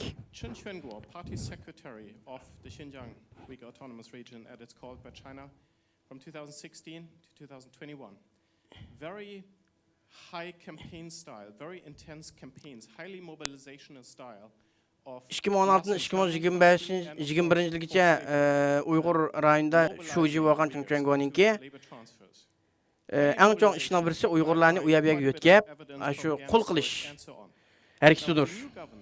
Bu to'g'riliq natija dalillar bor. More looking at long-term sustainable development. My analysis of the situation of forced labor in the Uyghur homeland is that we now see a normalization or institutionalization. Va meningki hozirgi gözlemim bo'lsa bu to'g'riliq Uyg'ur rayonidagi butun majburiy emgakning hammasini nihoyat kasblashib, buni butunlay rasmiy qurumsallashtirib qo'ygan. By which people are kept in the place of employment. It's to prevent them to fall back into poverty, but of course, if you give up your state-assigned job, then that would make you fall below the financially measured income poverty line of the state. Ve bularning hammasini Xitoylar namratlikni yo'q qilish namasida qilib atgan. Increased by 50% from 1 to 1.5 million annually. And every able-bodied adult is now required to work. Interestingly, until 2021. Ve 2021 yilgacha bütün emgak yoshiga kelgan bütün Uyg'urlarning hammasi ishlashga majburlangan. These intensifies requirements increase the risk of forced labor and the potential scale of forced labor. I am across the two systems of forced labor. I'm estimating that conservatively up to 500,000 ethnic minorities. Bu majburiy emgakning ikki sistem bo'yicha olib berildi. After they have been through the internment camps. And between 1.5 and 2 million are at significant risk of forced labor through poverty eviction, through labor transfer. Lagerlarga yongan Uyg'urlarning ichida 1.5 millionga yaqinning hammasi shu lagerlarning atrofiga insho qilingan zavodlar va har xil muassasalarning ichida emgak qilinmoqda. Is potentially between 2 and 2.5 million at risk, which is nearly 10% of the 28 million globally estimated to be globally enforced labor. Ve bütün dünyada mecburi emek qilinayotgan adamninki bütün sani 25 milyon atrofida bo'lgan bo'lsa, Uyg'urlar buniki 110% tashkil qildi. And it's quite typical. This legislation targets the most common form of forced labor, which is private company, corporate forced labor. But in Xinjiang, the main problem is state-sponsored systemic forced labor, which is systemically different. Ama Xitoydagi bu majburiy emgak boshqa yerdagi emgakning hammasidan farqli bo'lib, bu shaxsiy shirkatlar emas, davlatlarningki sponsorligi ostidagi shirkatlar Uyg'urlarni majburiy qul qilib chiqadi. What I'm saying about the EU instrument that's proposed, the EU instrument has to introduce a measure to address state-sponsored forced labor in Xinjiang. And the one possibility is the risk database. Şunga Avrupa devletleri çokum devlet sponsorluğundaki devlet qolish ostidagi shirkatlarninki majburiy emgakka selish ahvoliga qarshi alayda qonun tuzib chiqish lozim. Shifting the burden of proof from the European Union to those who seek to import from Xinjiang. And the second challenge, ve bu to'g'riliq dalillarni to'plab Uyg'ur rayonidan bu majburiy emgak natijasida o'tirib chiqqan mallarni import qilishni cheklash lozim.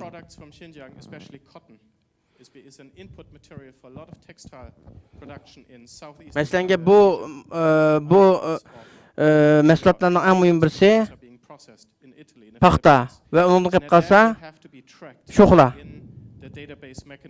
So it's all about the implementation, and my major concern is that the EU instrument is not specifically claiming to be dedicated to tackle state-sponsored forced labor. And that's something that will have to be remedied. Ve Avrupa'daki hazırki mecburi emgak cheklash qonuni davlat qolish ostidagi shirkatlarninki maxsus qaratilmagan. Bu chuqum shu to'g'riliq ayrim qonun bo'lishi lozim.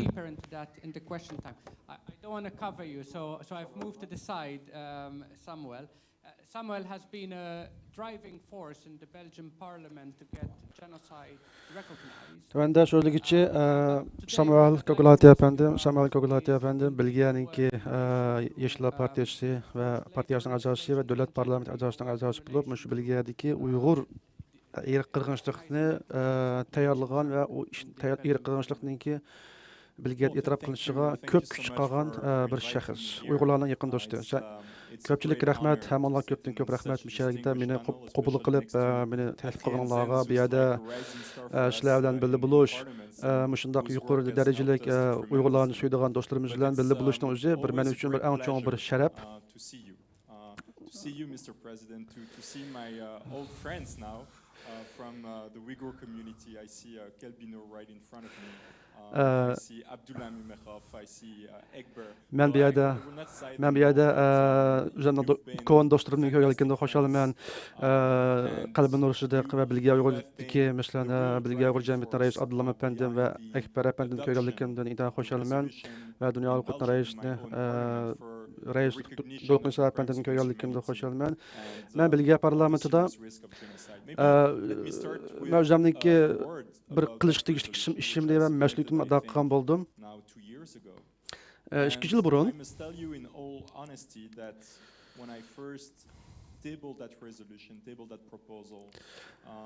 men shu Uyg'ur erk qirg'inchilik to'g'riliq shu bir taklifnomani o'tirib qo'ygan vaqtda hatto o'zimning parlamentdagi kasbdoshlarim dedi, bu ishlar hargiz mumkin bo'lmaydi, bunday ishni qilmag'i bu bo'lmaydi deb shunda deb degan bo'ldi. Very far away from my own political ideals Men in the Green Party, so that was an extra difficulty for me to convince my colleagues.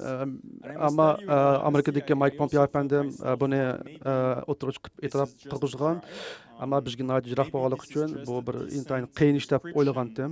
Of what is happening on the ground in Xinjiang, and maybe this is just a way to tell what is happening there to the people in Belgium. Balkim bu ishlarni parlamentga chiqishim bu faqat ish bo'lmaganda davlat hukumat amaldorlariga Uyg'ur erk qirg'inchilik Uyg'urlarning masalasini anglatish va yoki davlat bilga davlat bilga xalqlarga xalq qamushiga har xil tillik jamoatlarga anglatish fursat bo'ladi deb o'ylagandim. Bu yerda biz Gollandiyadagi lager shohidi Qalbnurxonni kelgan bo'ldik. Bu yerda Qalbnursidiq va bu yerdagi bilgadagi Uyg'ur jamoatiniki do'stlarimizninki qo'llashi, har soat kishilarimizning qo'llashi bilan bu ishlar ro'yobga chiqdi. Sizlar bo'lmagan bo'lsanglar, biz bugun Bilgada Uyg'ur davosini olishda bunchalik bir qadamlarni ilib tashlamagan bo'lardik. Maybe consider that the resolution we adopted in Belgium was a step back, considering the other resolutions adopted in other parliaments. Bilgadagi parlamentdagi bu yerdagi qaror boshqa davlatlardagi qarorga qaraganda biroz keyinroq cho'ng farq qilishini biroz keyinroqdir deb o'ylayman. Provides an obligation for member states not only to punish the crime of genocide but also to prevent it. And so it is actually a fantastic tool for us now. And now I qirg'inchilik shu ehtiromishda shu davlat shu Yevropa Birligiga a'zo davlatlarningki shu qirg'inchilikni to'sib qilish, buni oldini olishda majburiyati bor degandek boshqa bir nuqtalar bor. Shu men shu nuqtalarni tutib bir olg'a ilgirlashni loyiq ko'rgandim. That is why I think the fight is not over. Bu yerda Xitoylarniki Uyg'urlar bo'lgan zulmi intayin yuqori darajada eshmang'ashqa men o'zimning mas'uliyatimni cho'nqir his qildim va men oldimizda cho'ng bir ishlarni qilgan ishimiz onjiqligini his qilgan bo'ldim. So now I think that we must focus our efforts against the import of products from forced labor. Biz hamda Adrian has spoken about what is happening. Shu Xitoyningki Uyg'ur erkinlikdan akirgan mallarni to'sib qilishga biz kuchayishimiz kerak. At the domestic level.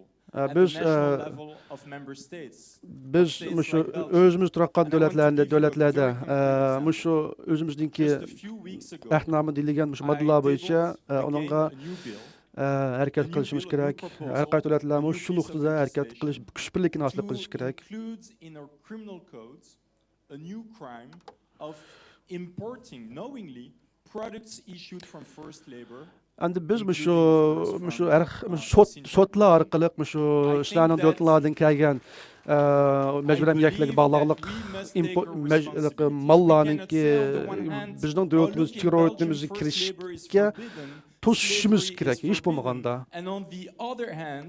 bu jazoni qo'llanishimiz kerak Xitoyga qarata taking advantage from forced labor in another part of the world in China.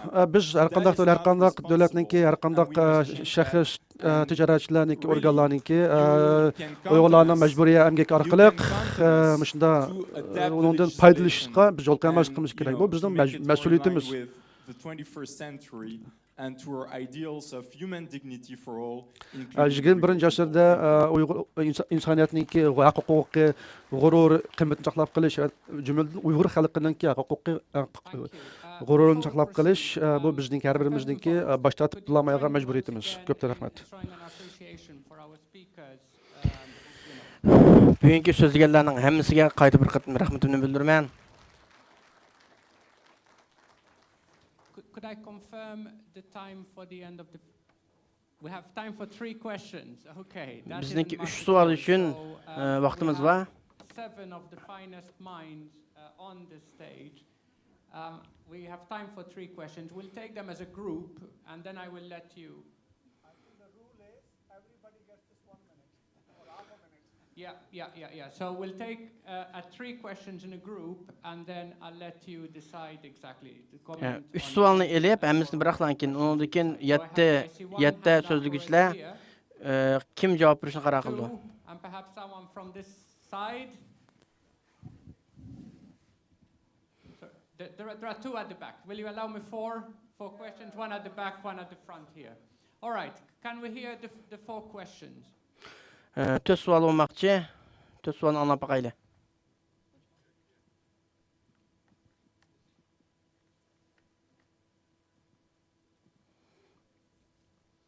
Hello everybody, thank you kindly for giving this opportunity to me. My question is about the Mening savolim issue, majburiy emgak bilan aloqador. especially about the efficiency of the response of the international community. Va xalqaro jamiyatniki buningga ko'rsatgan inkosniki unumi, to'g'riliq. Responses, especially the United States has provided a law and also implementing it reasonably well, which is forced labor. Amerikada bu to'g'riliq ayrim bir qonun ma'qullanib, buni ayrim uyg'urlashga o'tkazdi. Those response of the world in this regard. The reason is that China can, for example, sell the products that is made by forced labor within its own domestic market. Mening savolim hamda Xitoylar Use the products made by Han Chinese, which is not made by forced labor. Bu Xitoylar Uyg'urlarni majbur emgak ishlab chiqargan mahsulotlarni o'zi ishlatib, undan keyin majburiy emgak bilan ishlab chiqarilmagan mahsulotlarni eksport qilish mumkin. I think we need. Okay, please take note that Uyghurs don't have much time left. Va diqqat qilish lozim bo'lgan bir nuqta bo'lsa, Uyg'urlarniki vaqti jiq emas. U yerda bo'layotgan ishlar nihoyat eg'ir.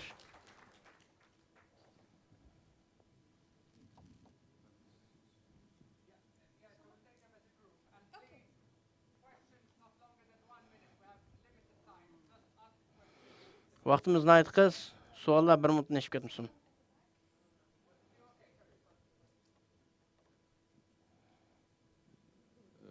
Selamünaleyküm.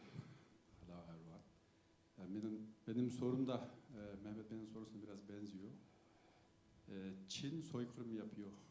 Sadece Çin'de zorla çalıştırılan ürünlerin ithal edilmesi değil, Çin'de üretilen bütün ürünlerin ithal edilmesi ve bu Çin'e yaptırım olarak kullanılması konusunda bir girişimde bulunamaz mı? Soru bu. Yani bunu hukukçuların hepsini soruyorum. Yani kim cevap verirse.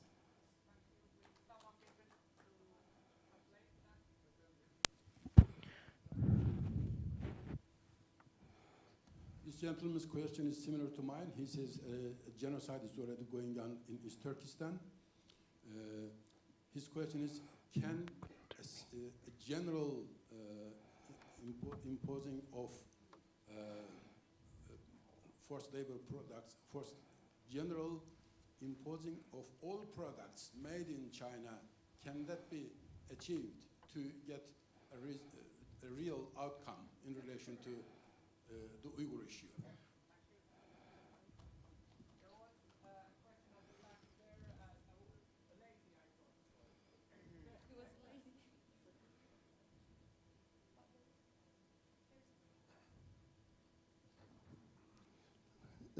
Is there any possibility to seek a path of having a UN resolution on China's crime against humanity and the Uyghur genocide? Birleşken Devletler Teşkilatı'da Uygurlarınki tartып atkan bu irqi qırgınçılık karşı bir universal karar elişninki imkaniyeti qanchalik? Barmı?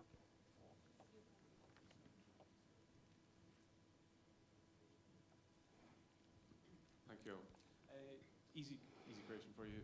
From your perspective, what has been the cause of delay for governmental action, and has something changed to remove the source of that delay that makes it more likely now?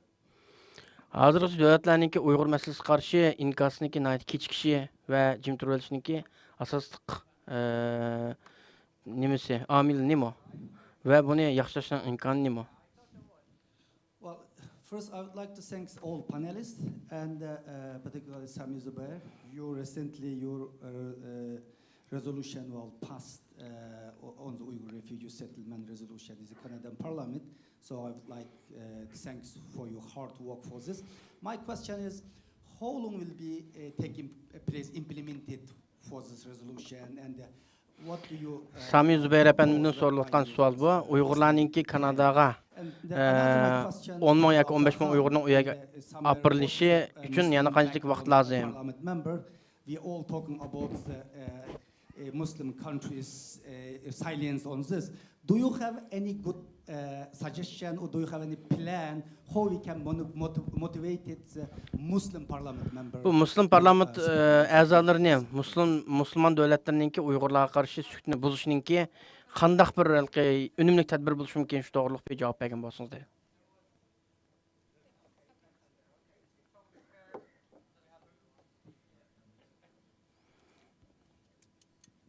Okay, I have a question. Let's say that some government, I'm not talking about parliament, I'm talking about government, recognize genocide. What could be the concrete action due to a human rights convention?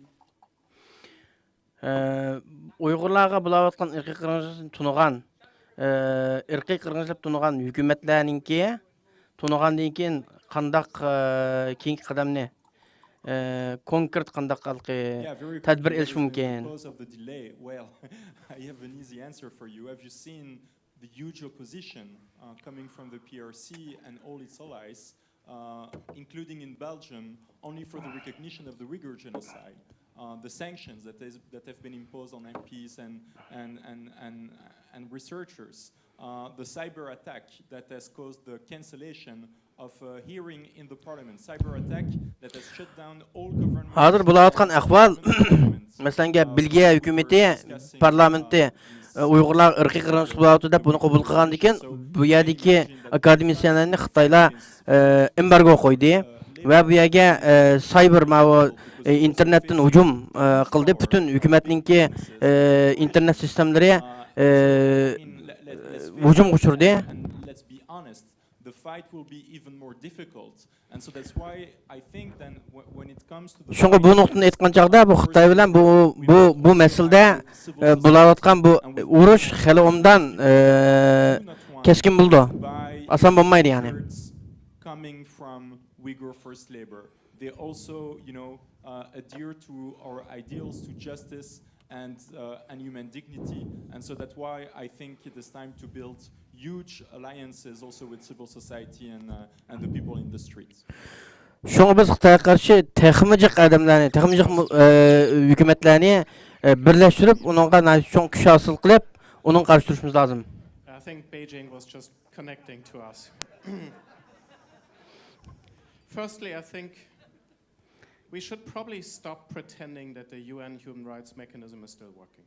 I we probably just need to be honest in the Biz hemmimiz özümüzge samimiy bolup, Birleşken Milletler Teşkilatynyňki kişilik hukuk mexanizminiňki işläwatganlygyny, işlemäwatganlygyny itiraf kılışymyz lazım. Prevention Act stipulates, because of the exact problem you mentioned, that from Xinjiang region you get products to the domestic Chinese market, and then they're input material and then exported, and it says made in Shanghai or Guangdong. The Uyghur Forced Labor Prevention Act has a stipulation to research those linkages and assess the risk. And I'm not sure if that's being done or not, but also the European Union, anybody who tries to tackle this problem, I mentioned the risk through Southeast Asia, but of course the risk of obfuscation through China domestically is the highest by far. The gentleman who referred to a general ban or import ban from goods made in China, I think any procedure needs to be legal, has to have a legal basis, and a legal basis has to distinguish between goods that are made with forced labor and those who are not, and that will have to be a basis for a law to be fair and just. And unfortunately, that it does introduce significant complications, and it's a huge effort to do so. Xitoydagi mallarning hammasini majbur emgak yoki majbur emgak emas şekilde o'tirg'i chiqqan narsaning hammasini importdan cheklash uchun cho'qim bunga qonun asos bo'lishi lozim va buni paxtish intayin tez. And the Genocide Convention says disputes about genocide can be brought to the International Court of Justice. Almost every other country is a signatory to the Genocide Convention, so that any country, or almost any country, can bring China to the International Court of Justice for violation of the Genocide Convention. China has entered a reservation saying that we do not accept the jurisdiction of the International Court of Justice. The Vienna Convention on the Law of Treaties says you cannot enter a reservation that is contrary to the intent and purposes of the treaty. There's an argument to be made that the reservation is contrary to the intents and purposes of the treaty and therefore has no validity. That argument has been raised when Congo brought Rwanda to the International Court of Justice for genocide, and the court decided in favor of Rwanda. However, the statute of the International Court of Justice says there's no precedent in the court, and there are distinguishing situations between the Congo-Rwanda situation and the East Turkestan-China situation. So I would suggest concretely asking any state that's a signatory to the Genocide Convention to bring China to the International Court of Ameliyatda irqiy qirg'inlikni cheklash ahdnomasi qo'l qo'ygan har qanday nuqtada Xitoyni Birleşken Milletler Teşkilatyda xalqaro adolat divoniga a'zosi bo'ldi. Gerçi Xitoy buningga imzo qo'ymagan va bu divonning a'zosi bo'lmagan bo'lsa-mu.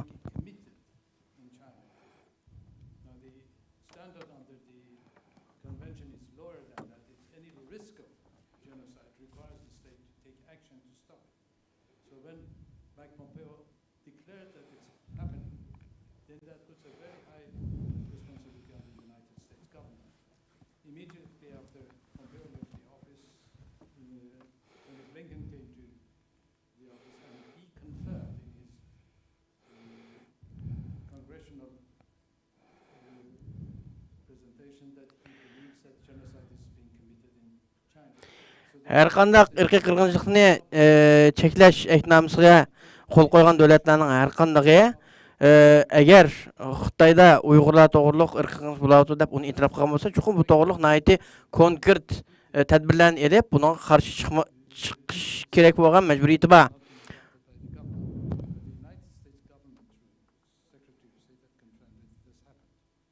Va buni qilgan hukumat bo'lsa Amerika hozir Mike Pompeo'dan keyin tashqi ishlar ministri bo'lgan Blinkenmo buni ta'yid qilgan bo'ldi.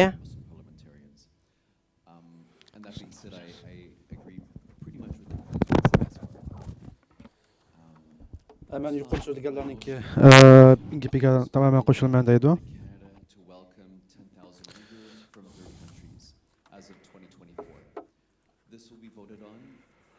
Biz 2024-yilda Xudoyim bursa har qaysi davlatlardan 10 ming Uyg'urni Kanadaga akilish to'g'riliq qarorga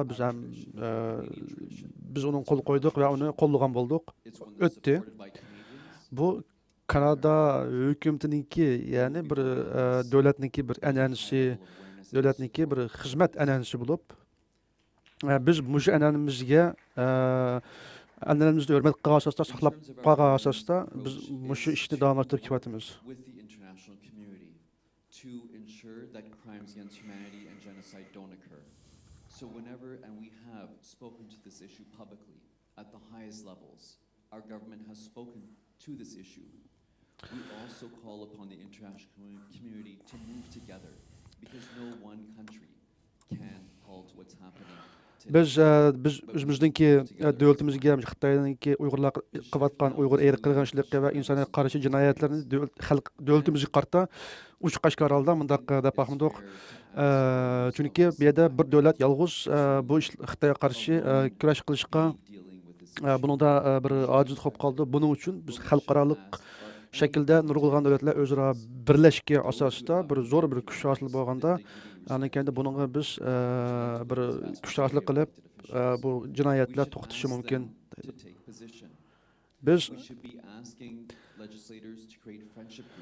Biz shu qonun tuzgichlar Kanada hukumatidagi va boshqa davlatlardagi qonun tuzgichlar parlament a'zolariniki o'zlari chuqur bir haqqoniyat maydonini elishni bunu talab qilamiz. Har qaysi parlamentlarda Uyg'ur do'stlik guruhini qurib, bu yerda bir Uyg'urlarni qo'llaydigan bir kuch, bir qurilmaning paydo bo'lishini, yuz berish barpo bo'lishini xohlaymiz.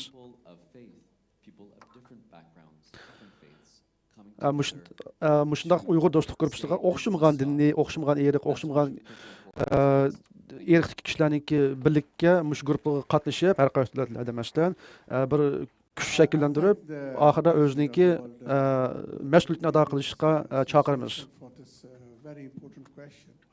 In my opinion, we can't dance around. The bottom line is, when you have overwhelming Muslim world remaining silent, we then have to ask a question: why this is so? Biz qarayotimiz nurg'ulg'an musulmon davlatlari, asosiyatda musulmon dunyosi Uyg'urlarning ishiga kelganda intayin jim holatda, og'izdan yumuq holatda. Bu yerda shunday so'raymizki, nima uchun shunday bo'ldi? Nima uchun ular shunday sukut turib oldi? More they will make it difficult for their leadership to that they cannot ignore. My second point on this one would be is biz davlatlarningki davlat rahbarlariga, ya'ni musulmon davlatlarning sukutdagi musulmon davlatlarning davlat rahbarlariga qarata besim ishiltish, xalqaroliq va jamoat fikr to'lg'ab, jamoat fikr hosil qilib besim ishiltishimiz kerak va ular shu orqali bu ishlardan qochib qutulmaganligini his qildirishimiz kerak. There will be who will join their hand with us. So we should do that. But we need to go much bigger, and that is building alliances. Biz o'zaro parlamentlar, davlatlarningki davlatlar orasidagi parlamentlar bir bu yerda birlikda hamkorlashish orqali o'zaro bir-birimizga kuch qo'shishimiz kerak. The most powerful thing which we haven't touched on is Islamophobia. See, in Britain, November is seen to be Islamophobia Awareness Month, where the activities take place to bring about this awareness. Let us not forget that this is also Islamophobia, what is happening with the Uyghurs in China. So the scale biz yana qo'limizga olgan yana bir nuqtalar bo'lsa, islom dushmanligi. Masalan, har yili 11-oyda Angliyada islom dushmanligiga qarshi zo'r ko'lamli namoyishlar, harakatlar bo'ldi. Bu biz shu fursatdan foydalanib Uyg'urlarga qaratilayotgan Xitoy hukumatining Uyg'urlarga qaratilayotgan islom dushmanligi, islom o'chmanligi shu nuqtalarni shu cho'ng bir buyuk harakatning ichiga kirgizib, bundan to'liq foydalanishimiz kerak. On Dolkin's question about getting the Muslim community around the world, you have a massive opportunity now that Somalia is backing the Uyghur people. So speak to the Somalian people, get them on board. There's no reason why they can't raise it as a motion at the Organization of Islamic Cooperation. This gives you this opportunity. So really do use that opportunity to reach out to them, thank them for their support, and to get them really on board. In regards to forced labour in the UK, our legislation is much too soft, and there are a number of ways to make that stronger, and people are working on that. In regards to can we get the General Assembly to back the Uyghur people? The recent Human Rights Council vote was defeated by 2 votes, as you know, which turned out to be won the next day when Ukraine changed their mind. So it was that close. And I spoke to some Biz yine şu knowledgeable about these things. Müslüman devletlerninki Uygurlarni qo'llayotgan Müslüman devletlerninki Uygurlar qaratgan maydondan to'liq foydalanishimiz kerak. Masalan deymiz, Afrikadagi Somaliya hukumati Uygurlarni BDT'ninki inson haqlari komissiyasida qo'llagan bo'ldi. Biz mush fursatdan foydalanib Somaliya hukumatini Uygurlarninki beshikayotgan mushkullarni shu davlatning o'zining xalqlariga, yerli xalqlarga anglitishga buni e'lonlantirishimiz kerak.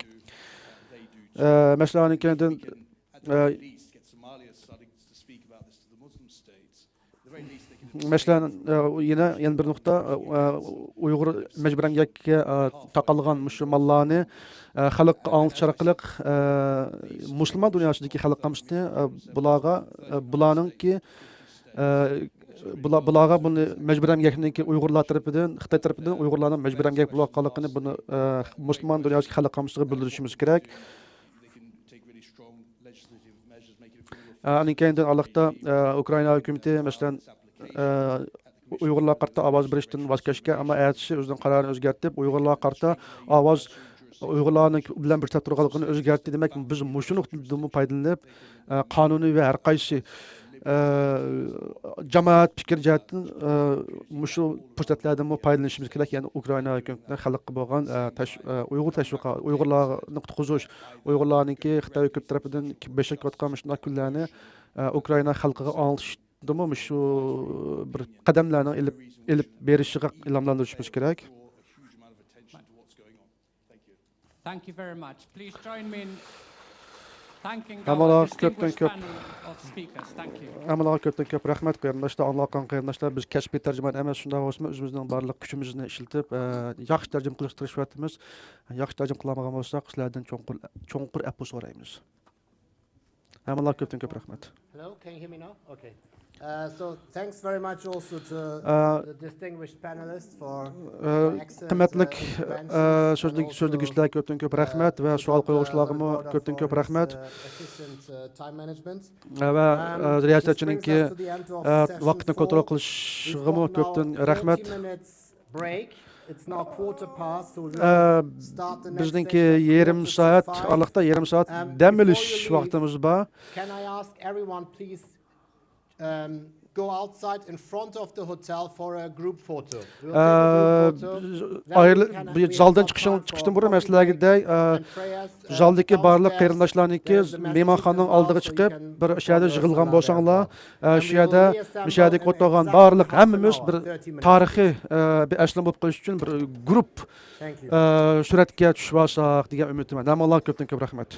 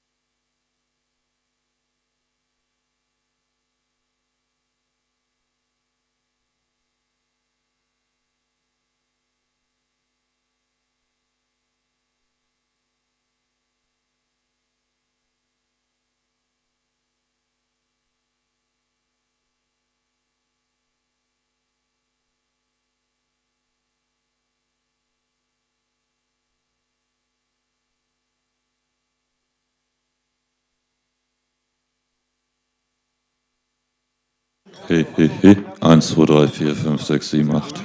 Nein.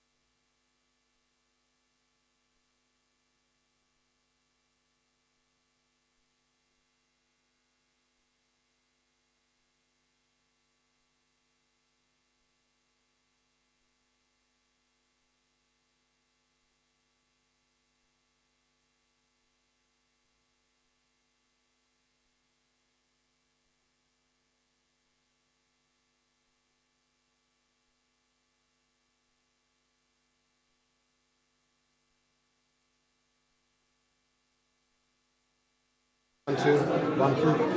Evet. Eins, zwei, eins, zwei. Hallo, hallo, hallo. Eins, zwei, eins, zwei. Eins, zwei, eins, zwei. Eins, zwei, eins, zwei. Eins, zwei. Hello, one, two. This one works, okay, okay. May I please ask everyone to be seated? We would like to start with the final session of today. Hem öyle ornağa oturgan bolsaňlar bugünkü en ahirki bölümünü tüketip alsak. We're already running late, so may I please ask everyone to be seated? Biz demisimi keş kaldık. Şuna bagandaki wagtymyzdy biraz önümli kollansak. Rahmet.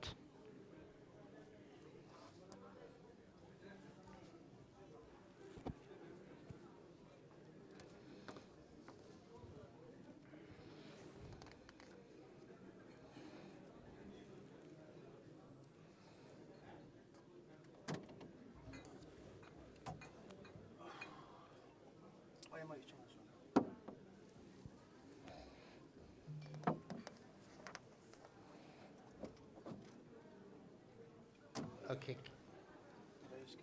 May I please ask everyone to be seated and calm down? Hem öyle otursak.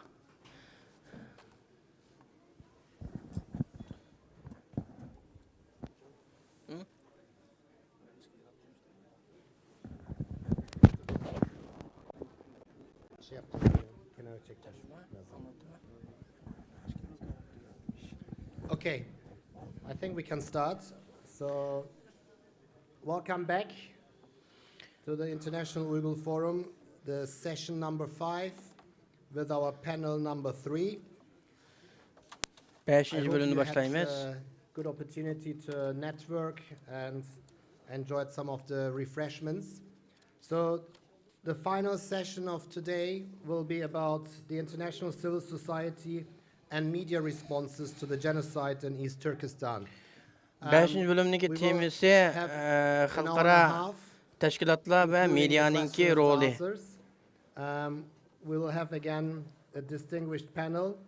Today, this panel will be moderated by Hanno Schädler, who is a human rights activist. Bu bölümge riyasetçiliğini Hanno Schädler, bu bir insan hukukları aktivisti, faaliyetçisi. Hanno to come to the front, please. Hanno efendim sahneye The fellow çıksınız. panelists are Mr. Alexis Brunel Duceppe, Canadian MP. We've got Kanada parlamento azası Alexis Brunel Duceppe, Hasane teşkilatı'nın Mesut Gülbahar, Mia Hassanson Gross, Siobhan Allen İtalyalık muhbir, Kaori Arimoto, Japanese journalist, and finally we have Japonyalık Dr. Rian Tum, senior lecturer at the Japonyalık University of Manchester. So, journalist Kaori Arimoto. if I may ask the audience at the end, when we have the questions and answers, just please stick to a very short question. Don't do any statements so we can take more questions and we have more time for the panelists to respond to your questions. Köpçülük So, suallarını kısa the tutsanlar, floor is yours. şuna cıqraq sual soruya alırsak proceed. takım Thank you yaxşılar very much. buldu paletimiz. Welcome to this afternoon's panel on the issue of international civil society and media responses to Hammalar the hoş genocide geldinler. in East Turkestan. Xalqaro teşkilatlar And we will ve talk about the role of medyanınki media, roli academia, toğırlıq bulduğum bu panelimizge. and how they all interact. And I would like to start with Mesut Gülbahar, the president of Hasani International.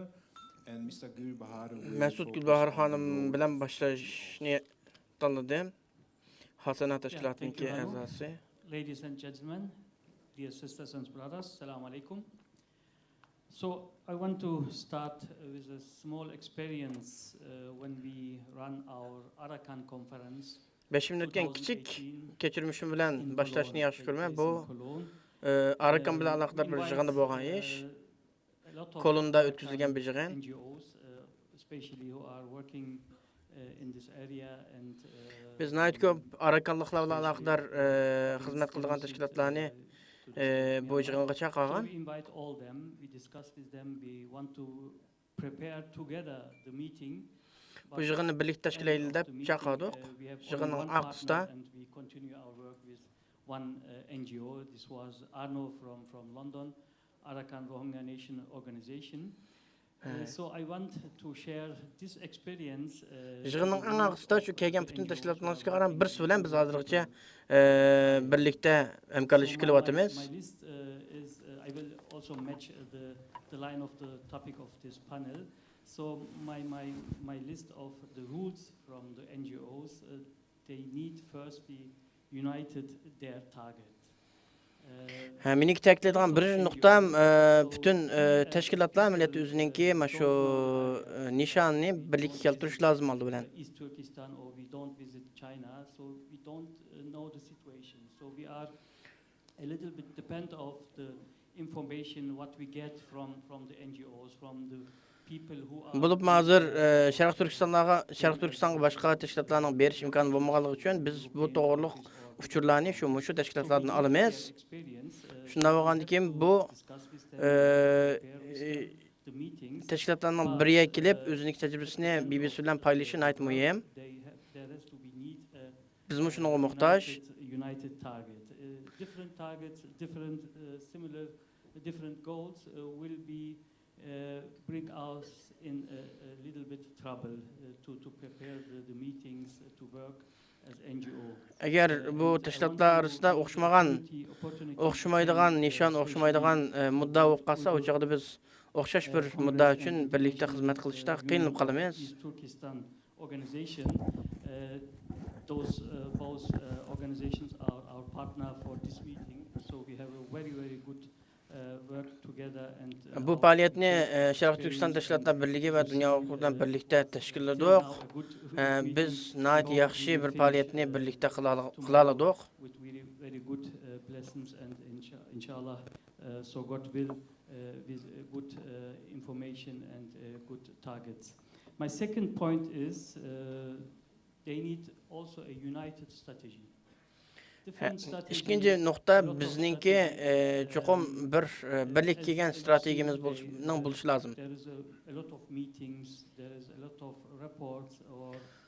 Uyg'urlar bilan nəhayət yig'inlar bo'layotdi va nəhayət raporlar e'lon qilinyotdi. Nəhayət ko'plagan tashkilotlar bu sohada xizmat qilyotdi. Agar bu strategiyalar BBCga qarshi bo'lib qolsa, buniki natija chiqmaydi.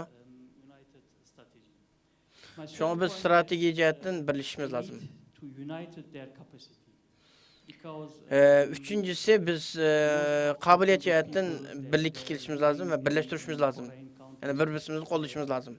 Or they are not living in their home countries. They came as a student or several issues to these countries and they live there and they established NGOs and these NGOs a lot of NGOs, they need volunteers, they need experience, they need. Bütün devletdeki Uyg'urlarning hamısı o'ziniki yurtidan ayrim misafir bo'lib yashayotdi. Bu yerga o'quvchilik yoki boshqa vasila bilan kelgan va shu yerda tashkilotlarni qurib o'zininki vatan uchun faoliyat qilayotganlar. Function 100%. So they need united their capacity. Shunga bu tashkilotlarningki kuchi cheklik, ammo shunga bir-birisi bilan hamkorlashishga, birlikda kuch chiqarishga nihoyatda ehtiyoji bor.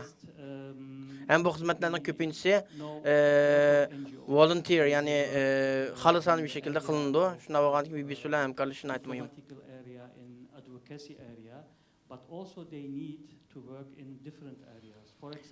Yani hazırlıkçı kılınan hizmetler diplomatik ve başka sahalarda olup geldi. Lakin hazırlıkçı hizmet kılınan sahalardan başka mı boş kalan sahalar var. Mesela bu sahaların en mühiminin birisi marif sahası. We know China is working with his political situation against Uyghur people and at the end of this situation ve Xitaymo chet ellerde nəhayət faal bir şekilde Uygurlarga qarşı xizmetlerini qılıbatıdı. When the Uyghur NGOs make his rule in education or work in their work in education or for women, for example, we have morning we heard about a lot of treatments. So work in this area, or for children, or as I said, to import the language, the religion, the culture. So it's also needed for these NGOs. Ve bu teşkilatlar Uygur teşkilatlarınınki chet eldeki Uygurlarga bulup ayollar ve balalarga marif cihetten açık kılınan hizmetler var. They don't generalize.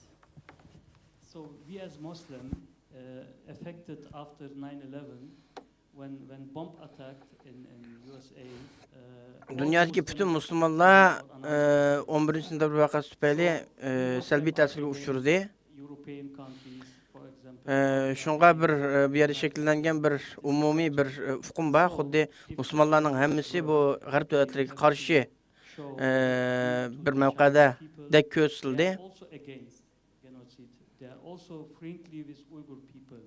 When the Uyghur people or Uyghur NGOs make Ameliyatı bundak emas. Ameliyatda mesela Uygur meselesi qarab kelsek, Uygurlarni bütün Garip devletleri kollaydı. the governments or the communication, the conversation will stop. So we hope that these brothers and sisters, these people, when they get freedom in China, in East Turkestan, so that they can go and move to their county or to their relatives and they can visit their Biz bu Uygurlarınki bir günü azatlıkka erişip, erkinlikka erişip, özününki yurtlara qaytib, özününki u yerdeki tuqqanları bilen ailesinden cem buluşunu ümit qilamiz. make diplomacy in the advocacy roads and please don't close the ways for a good communication.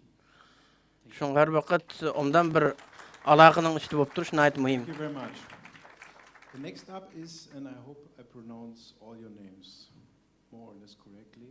I'm afraid of what I'm trying to do right now, pronouncing your name, starting with Alexis Brunel-Duceppe, who is a member of the Canadian Parliament and, among other things, the spokesperson for the Bloc Québécois for Human Rights, and he's one of the most active MEPs.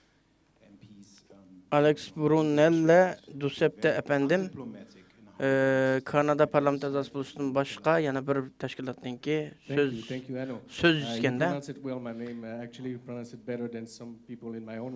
Aslında hadi yaxşı sözlüğünüz, qadamdan yaxşı sözlüğünüz.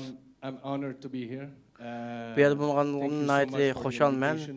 Teklif qılınmağına nəhayət məmnun buldum. It's so important for me to be here with my friends because we became friends for the last 3 years now that I've been elected and working on the Uyghurs.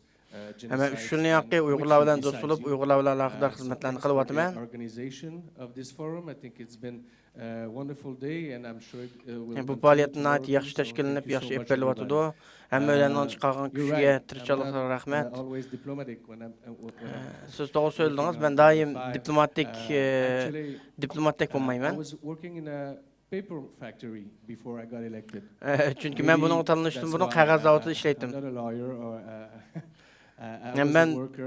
Mən bir advokat olmaz. Mən bir işçi idim zavodda.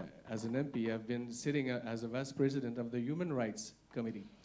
Hazır mən kişilik hüquq komitetininki muavin reisi. Uyghur situation at that time, it was the word we were using, situation. In 2020, July 2020. And we heard a lot of victims, we learned a lot of experts who came to spoke to us and we wrote a report. My friend Samir, who was on the last panel. 2027 ayda bir muncha mutaxassislar biz kelib Uyg'urlar to'g'riliq nihoyat yaxshi raportlar buni berdi. Biz hattoki u to'g'riliqmi, yana biz mana shu do'stim Samir Zubayrlar dokument e'lon qildik. In East Turkestan, and that the regime in place in China was the one who was perpetrating it. Sorry for my English sometimes. Yani Uygurlarning yurtida bo'layotgan bir bu irqiy qirg'inchilikni Xitoy hokimiyatining qilib atganligini bilamiz. Ham bu to'g'riliq chiqqan raporlarmi bor. We had 30 seconds in the television. For me, it was something that couldn't happen because I didn't understand how we, a subcommittee of the House of Commons of Canada, saying that there is an ongoing genocide, and then in the media we didn't have any, exposure. It was for me a failure of the system. So I wanted to change that. And since I was working in a Hem ayni vaqtda bir televiziya programma bo'lgan. Bizni 30 sekundlik nayt qisqa bir ziyorat qilgan. Men o ziyoratda Uyg'urlarga irqiy qirg'inchilik bo'layotdi degan bo'lsam-mu, u keyinchi televizionda chiqmadi. Bu nayti bizni bearam qilgan. The idea to link obviously the Beijing Olympics with the genocide. Ondan keyin Beijing qishliq olimpik bilan aloqador embargo faoliyati bo'ldi. Mana shu Uyg'urlarniki irqiy qirg'inchilikga aloqador. So and they were saying it was not going to work. But I wrote an open letter. I found an ex-gold medalist from Canada who was actually carrying the flag of Canada at the Olympics, and he signed the letter. And then I got MPs from every party at the House of Commons. O'xshamaydigan partiyalarniki parlament a'zolariniki qo'l qo'ygan va Kanadadan qishliq olimpikka Beijingga berib tanharakat yig'ini qatnashadigan tanharakachilarniki qo'l qo'ygan shu xatlarni biz oldik. Topshirib olgandan keyin In February 2021 birinchi oy. Ondan keyin biz ikkinchi oyda buni nimada kabinda bu masalani o'tirib qo'ydik. It was voted unanimously in the House of Commons, except, and sorry for my friend Samir, I love him, but I can critic the government of Canada sometimes. Prime Minister and all the minister, they abstain, and for me, that was not unanimous. It was, yes. Ondan keyin bu Uyg'urlar bo'lgan qirg'inchilikni tunish to'g'risida bizniki Avam palatasida bilet tashlash bo'ldi. Bu bilet tashlashda Kanada hukumatidagi naytli yuqori o'rindagilar huquqdan voz kechdi, ya'ni Uyg'urlarni qo'llab bilet tashlamaydi, garchi qarshi chiqmagan bo'lsa-mu. Lester B. Person in the 50s with the blue helmet, or Brian Mulroney in the 80s with the apartheid regime. Canada was a leader in the human rights. And now we need courage from this government. We need this government to use the word genocide. Hozirgi Kanadaning hukumatı irqiy qirg'inchilik degan bu so'zni ishlatmayapti. Biz chuqur bu hukumatni u so'zni ishlatishga majburlashimiz lozim. Some people would say it's easier for me, and they are right. It's easier for me, and it's harder for Samir to because he's in the government. It doesn't mean we're not working together. Sometimes I'm helping him, putting pressure on the government, and we will succeed. So there was, you gave me 5 minutes. I don't know where I am, but this panel is about the media response. I think that letter was an example of what we should do if we want support from the Yani bu bölümninki temisi medianiki rolu bo'lg'achqa, u baytman O baytdan men ta'kidlab o'tgan o xat, ya'ni bu faoliyatlarga sabab bo'ldi. Biz topshirib olgan shuncha bola odam qo'l qo'ygan shu xat. So we broke the wall of indifference, and for us it was a big thing. And now with that we have the support of the Canadian population. We need now the support of the government to go Hozir shundan keyin Kanada xalqi bo'lsin yoki Kanada hukumatidagi ko'plagan insonlardan bo'lsin, Uyg'urlar masalasi to'g'riliq natija qo'llashlarga erishdik. Rahmat hammalarga. Thank you very much, Alexis.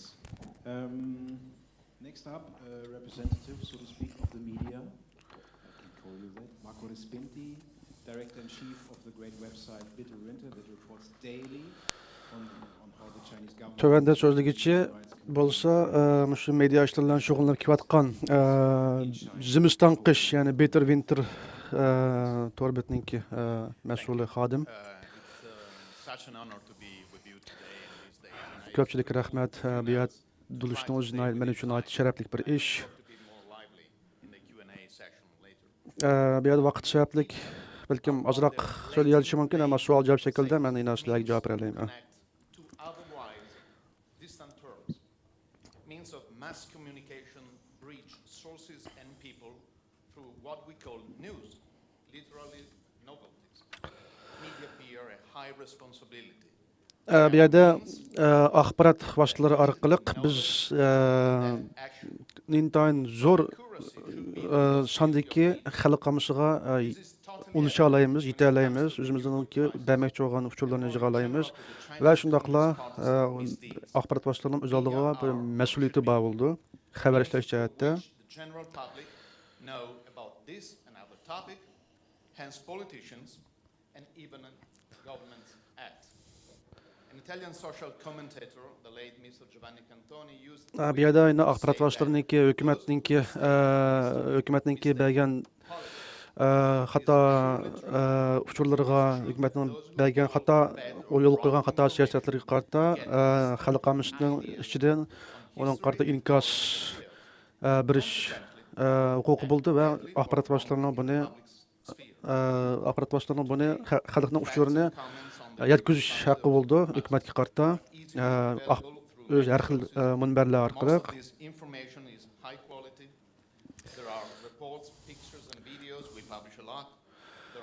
Biz shu o'xshamagan temalarda masalan Uyg'urlar masalasi ishlaymiz, har xil suratlar deymiz, videolar deymiz, har xil xabarlar intayin yuqori sifatli ishonish darajasi yuqori bo'lgan shunday bir haqiqiy bir uchurlarni taqdimiz. Har qanday insonlar bularga bu uchurlarni ko'ralaydi bizningki aloqa vositalarimiz orqali. That many journalists perform their duty with professionality, conscience and morality. Bu yerda bu axborot vositalarininki yana vositalar orqali muxbirlar o'zlariniki axborot axloqi, kasbiy axloqi va o'zining insoniy majburiyatlarini tunuydi va shularni joriy qildirdi. The general public still doesn't know much about the Uyghur crisis, even about the Uyghurs themselves, and most importantly, too many politicians and governments do not act in the right way on this quite serious problem. And I work as a journalist. Shu har qaysi parlament a'zolari deymiz, yoki oddiy puhrodan tortib nurg'ulg'an kishilar Uyg'urlarning ahvolini bilmaydi. Bilmagan ya'ni. Men bir bir muxbir bo'lishim bilan What I in fact mean is that too many of my colleagues just shamefully repeat one version or another of the Chinese. Men bir jurnalist bo'lishim bilan shu Xitoy hukumatininki Uyg'urlarga qilayotgan kadr tashviqoti va zulmlarni o'zimning majburiyatini va axloqimni tunuga asosida e'lon qilgan qayta e'lon qilgan bo'ldim. Ba'zi muxbirlar bu bundaq ahvollarni, ya'ni Uyg'urlarniki uchrayotgan zulmni rad qilgan bo'ldi, Xitoynikini tashviq qilgan bo'ldi. But platitudes often retain a grain of important truth. A free society is based on a clear distinction among the powers. Endi biz mushta bir axborot vositalarininki muhitiniki pokiz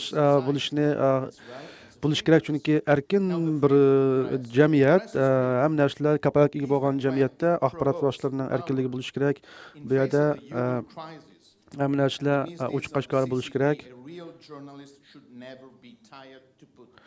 Endi shu Xitoy hukumatininki Uyg'urlar bo'lgan jinoyat, Uyg'urlar qarshi ilib qo'ygan jinoyat qilmishlari, har xil zo'ravonliklarni, irq qilganchiligini har qanday bir o'zini muxbir degan bir inson o'zining majburiyatini ado qilgan asosda buni pash qilish kerak. Cooperation pacts with Beijing, partnerships with the Chinese neo-post-national communist regime in all fields. True journalism should raise the price. Xitoy hukumati shu o'xshamagan davlatlar bilan har xil vositalar, munbarlar orqali o'zaro bodikadi qilish, so'z qilishlarni qilish, aloqa qilish degandek shunday ishlarni qilyapti. Ya'ni bizning territoriyatimizda Xitoy hukumati o'ziniki shu ishlarni naq bo'lgan ishlarni davom qilyapti. Bununga qarta aniq bir maydon tutilishi kerak. Case in point is Italy, with the tyrannical government of China, which has transformed its Turkestan into a gigantic open-air re-education camp. Ana Xitoy hukumati shu Sharq Turkiston degan shu zaminni Uyg'urlarning shu zaminni bir ushsuvchiq turmiga aylantirib etdi. That using the term genocide for the treatment that the CCP reserves for Uyghurs is an unbearable exaggeration. Xitoy hukumatining Uyg'urlarga qilayotgan shu irq qirg'inchiligi va insoniyatga qarshi jinoyatlarni bu rad qilinmagan bir tarixiy, rad qilinmagan bir pakit, bir haqiqatdir.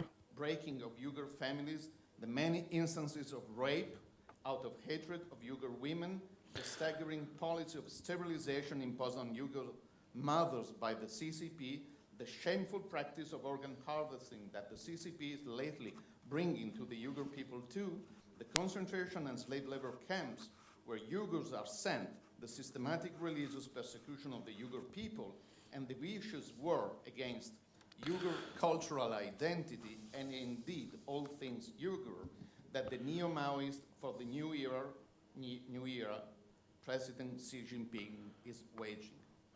Biz shu Uyg'ur ayollarga bo'lgan zo'ravonlik, bosqinchilik, Uyg'ur bolalarga bo'lgan ota-onasini ayirib o'tish, majburiy emgak va Uyg'urlarning ishki organlarini bulab chetlash degandek shundaq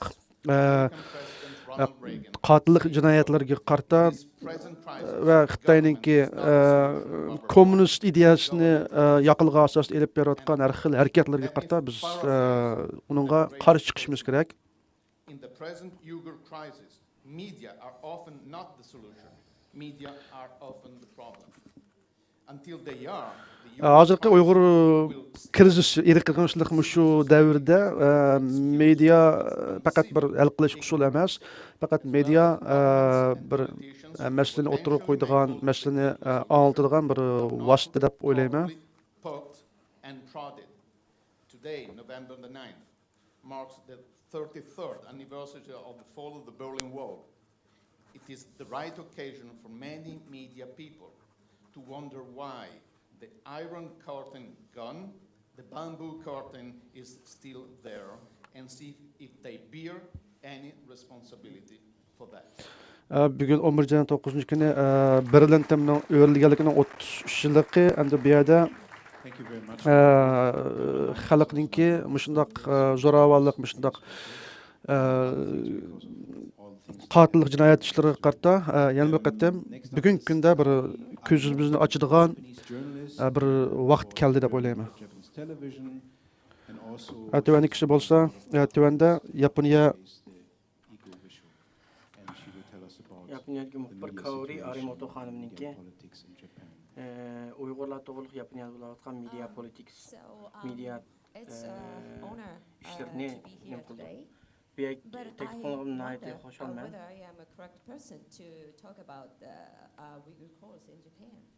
Bu Uyg'ur masalasini, Yaponiyadagi Uyg'ur masalasi to'g'riliq gapiradigan to'g'ri odammi men uning sal ishkilandim.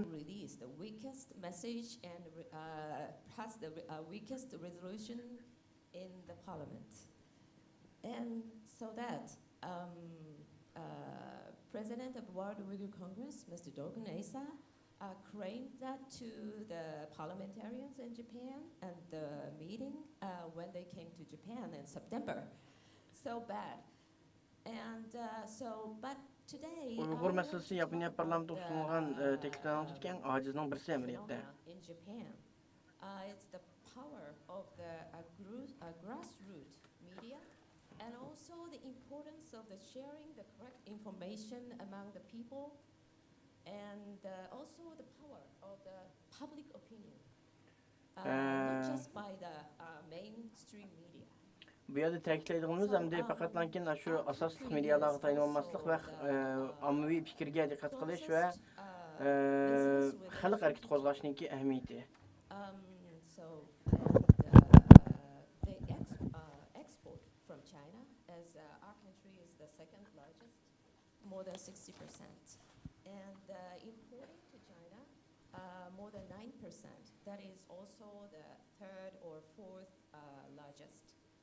So that most of the Japanese politicians are afraid of the bad influence. Yaponiya Xitoyniki importchiatda 2-chi cho'ng, eksportchiatda 4-chi cho'ng savdo yoki 4-chi yoki 5-chi cho'ng savdo hamkor savdo sheriki bo'lib, Yaponiyadagi naytichiq siyosatchilar Xitoyga kelgancha nayti avaylaydi. So the Twitter has the around 500,000 active accounts in Japan. Twitter'ni misalga alsak, Yaponiyada Twitter'da 500,000 aktiv hesaplar var. At least 6 times the word Uyghur human rights issue has become a trendy topic in the Japanese Twitter. Hazır Yaponiyadagi Twitter'da Uyg'ur masalasi burunqidan 6 hassa taxmi ko'p tilga ilingan masalaga aylandi.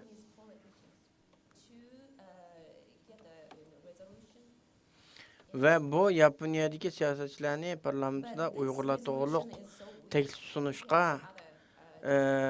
majburladi, ammo bu taklif ojiz bo'lgan takliflarning birisi. Ammo nima degan bilan bu ta'sir qildi, ya'ni bu Twitter'dagi bu xalq ommaviy fikr. So I think the power of the grassroots media and also the voices, on the Twitters or SNS, push the politicians to be into another stage. And now, Şunlaşqa müəyyənləşdiriş buldu ki, ammanın fikri siyasətçilərini hökumətə bəsmiş çıxıb məcburlaydı. some groups for searching and researching this kind of issue.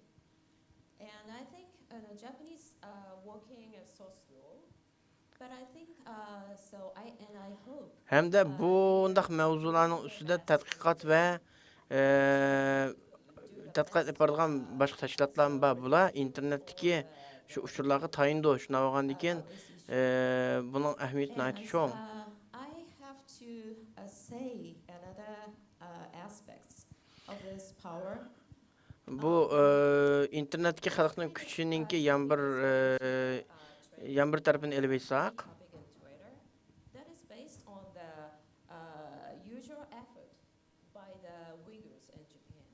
So recent years, Uyghurs in Japan are doing their best to spread the correct information about the Uyghur, such as internet bulayotgan Uyg'urlar to'g'riliq bu uchurlarni ko'pinchisi shu Yaponiyadagi Uyg'urlar Yapon xalqini internetda to'g'ri uchurlar bilan ta'minlash uchun tirishchilik qilyotdi. Va undan boshqa ba'zi leksiya va ba'zi faoliyatlarni o'rinlashtirib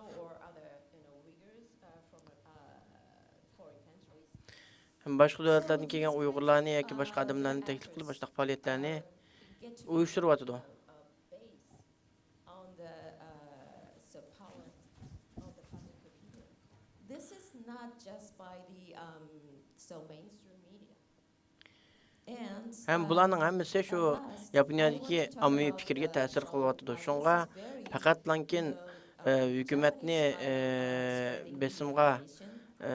hukumat besim qilish uchun faqatlankin eng cho'ng medialarga tayanib bo'lmaydi. Experience of some Uyghurs in the concentration camps, and this small book of the cartoon is now a most influential media in Japan.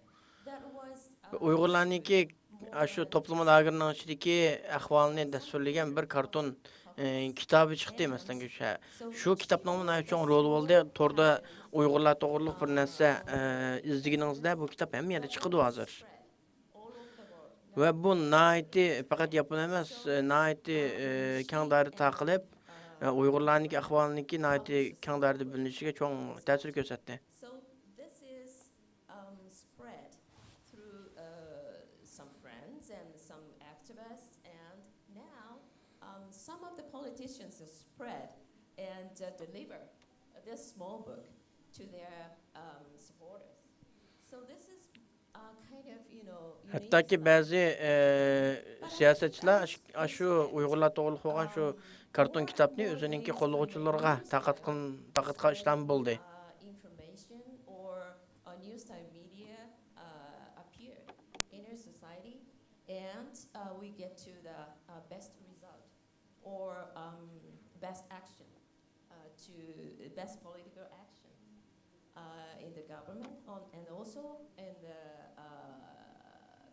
parliament, I think. So this is the Japanese story. I think these are so different from other nations or other societies, such as in Europe or in the United States or Canada. Мен да пөткүн Япониядагы ахваллар, амма Япониядагы ахваллар машу Европадагы ва Канададагы ахвалlardan жак фарклы болуш. Фарклык. So I want you to know so how important the public opinion is. So I am working for media.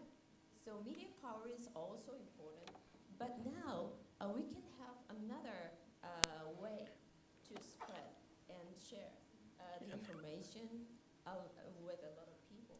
Yani ijtimoiy fikr va medianing kuchidan boshqa yana bir kuch va biz foydalangan To fight against CCP and against a kind of tyranny of other nations.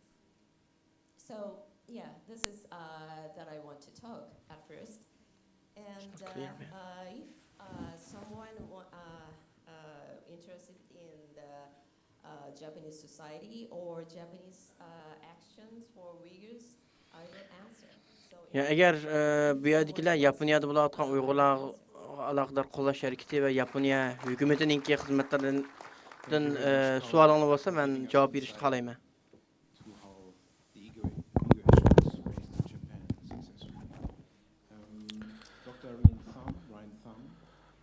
Sizlarga ko'pdan ko'p rahmat. Uyg'ur ahvolining Yaponiyada keng doirada aniqliqligiga. Hamda hozir Ryan Chan efendim shu Uyg'urlarning ishiga ko'ngil bo'layotgan bir ilm xodimi, akademik xodim. Thank you. As my other panelists have expressed as well, it's really an honor to be here and to meet and speak to so many people. Amalla ko'pdan ko'p rahmat. Xuddi boshqalarga o'xshash menmi mishada sizlar bilan birga bo'lganligimdan intayin xursandman, faxrlik his qilaman. Academics have played, do play, and I think should play many roles in regard to the Uyghur genocide. Uyg'ur qirg'inchiligiga nisbatan qanchada akademiya xizmatlarining roli intayin zo'r bo'lib keldi va bundaki zo'r bo'lib keldi. To speak out about what's happening. And among those roles, I'll just quickly list a few that are Uyg'urlar uchun akademik sohasidagi kishilar chuqur reallikni o'tirib qo'yish kerak. So, of course, academics produce reports that are evidence-based, empirical reports that produce facts that politicians use, that civil society uses to take action. Dr. Zenz's reports are a good example of that. Mesela nurg'ulg'an akademik reportları var, her qaysi jamiyatlar, insan hakları jamiyatları deymiz. Mesela mutaxassislar, mesela Adrian Jones qo'shish mutaxassislarniki xizmat reportini mesela mushlar akademik bir xizmatlar, akademik report dokladlar. What I want to focus on is a role of academics that has kind of diminished over the last 5 years, because I think it's instructive about how the media landscape is changing, and then briefly bring up something I think is a challenge for the people in this room that's highlighted. Meniki o'tirg'i qo'ydigan nuqta bo'lsa akademiya xizmatiniki bu bir muxbir axborot alohida bir boshqa bir xizmat bo'lib, bu media bilan hamkorlashadigan bir xizmat, ya'ni bu yerda muxbirlar bilan hamkorlashib ish qilgan va shu orqali bir narsalarni o'tirib qo'yadigan bir bularning akademik xizmatning shunday bir roli bor. Was simply fighting to get the media and the politicians to listen to Uyghurs. Akademik xizmatlarningki yana bir şey, shu axborot vositalari orqali siyosatchilarningki Uyg'urlarning ovozini anglashni majburlash roli bo'ldi. Ba'zi bir masdan siyosatchilar deymiz, Uyg'urlarningki ovozini anglashni xohlamay kelgan yoki uning vakillik ko'zini yumbagan ishlar bo'ldi masalan. This is because the two things, the reluctance to report on the issue and the frequent citation of academics, I think are part of the same impulse by journalists and editors, which is that if the issue is not already being reported on, journalists and editors can be very nervous about reporting on it. Despite Akademik ilm adamlarınki bazı o'tirib qo'ygan fikrlari, ma'lum bir nuqtaga nisbatan o'tirib qo'ygan fikrlari har vaqt axborot vositalarida e'lon qilmaydi. Masalan, ba'zi vaqtda tahrirlar va muxbirlar intayin ba'zi narsalardan ko'rib intayin jiddiylashadi va uni chiqarmaslik to'g'riliq munozaralashadi. Bu bir kamchilik deymiz, ya'ni reallik medianiki bir kamchiligi bo'ldi. I think in many ways this is extremely good news because it means that the media has accepted that the panoply of policies of atrocities against Uyghurs are simply a factual background, something we assume to be true. We don't need some kind of Ama şu ilim adamlarınki, yani akademiklarınki qayta ilip bağlan tirişçilikleri neticesinde ve ilip payda oturup qo'yilgan dokladlar orqali bu yerda axborot vositalarning o'zininki haqiqiy mas'uliyatini ado qilishga boshlayotganligini masalan buni ko'ryapmiz. Reading the news today, reading descriptions of what happened really feels like I'm reading descriptions of 2019 in the region. And a really prominent example of that is the common use of the common focus on concentration camps or internment camps or re-education camps, however you want to call them. In fact, many of those camps have been dismantled. Many people have been moved out of the camps, which is not to say released. Masalan, şu Sharq Turkistondagi bulayotgan ishlarni shuni xabarga chiqsa, uni o'qishmi bakkiliqqa odamni bearam qilgan, odamningki ichini ochiq qilgan bir nuqtalar bo'lib, ammo biz uni kunda uni o'qishga majbur bo'lamiz. Endi hozir masalan Xitoyningki shu paydo qilgan yashagan kamplari onun ba'zilari o kamplar ba'zilarini uni Xitoy yo'q deb odamlarni sirtlarga boshqa yerlarga avatyapti masalan. Shunday ishlar bor. And I think probably what it most effectively silences is the many hundreds of thousands of Uyghurs who are in formal prisons.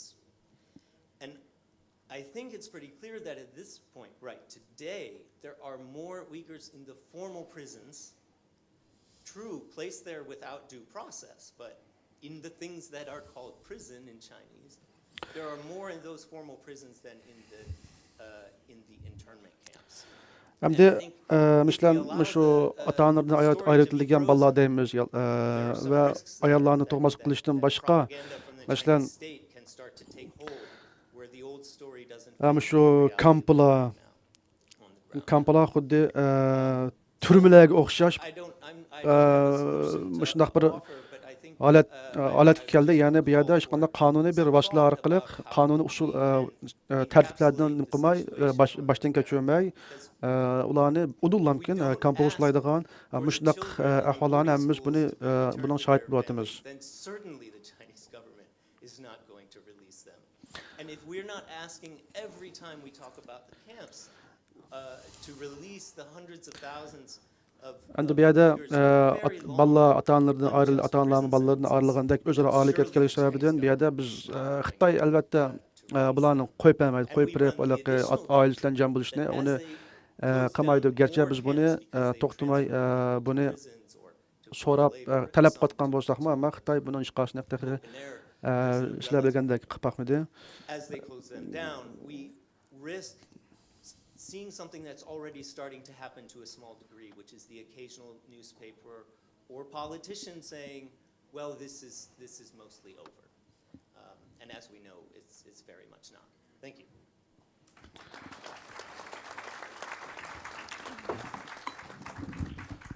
Thank you very much, Ryan.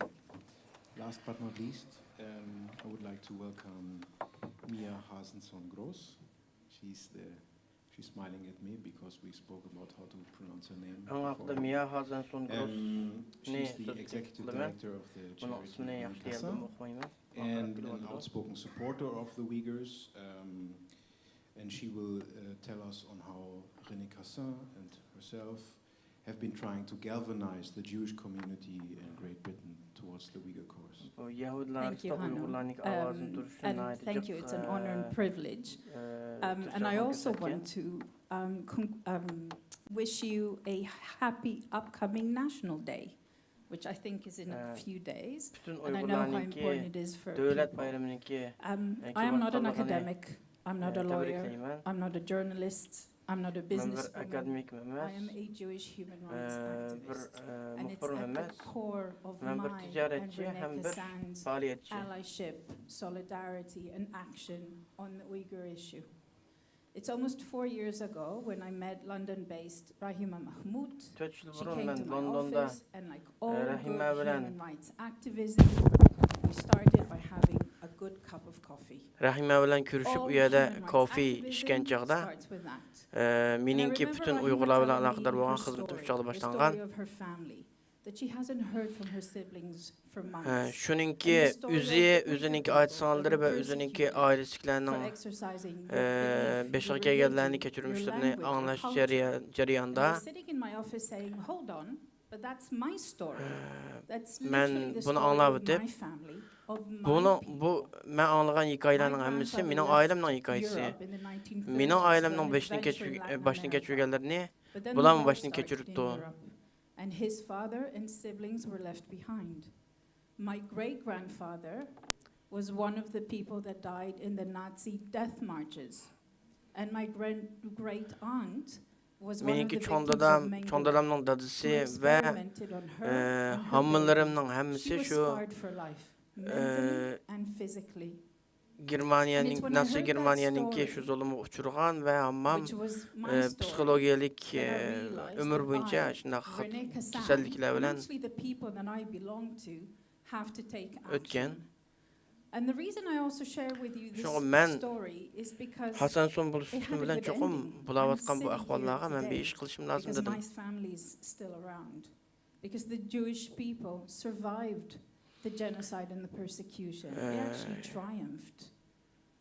Gerçi Yahudilar bu erkek kırgınçılıktan en ahırda kalıp gelip biz aman kaldık. Inspiring Uyghur activists. And I did what a campaigning human rights organization does. We started mobilizing people. So in 2019, biz kişilerini seferber kılışka başladık ve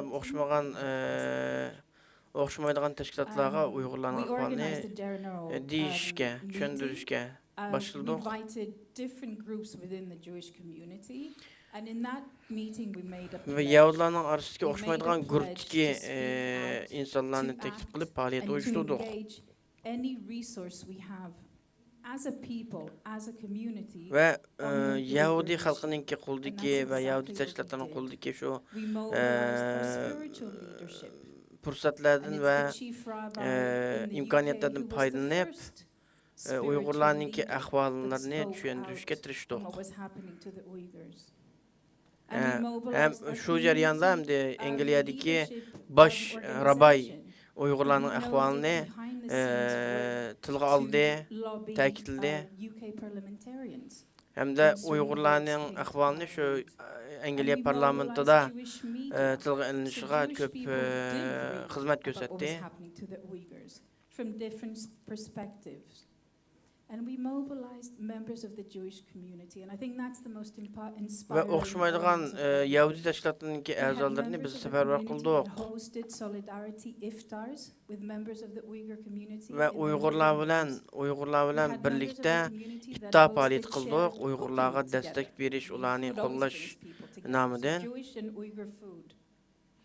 Ve Uyg'urlarningki ve Yahudilarning yemeklari bilan kutib oldik. On behalf of the Uyghurs.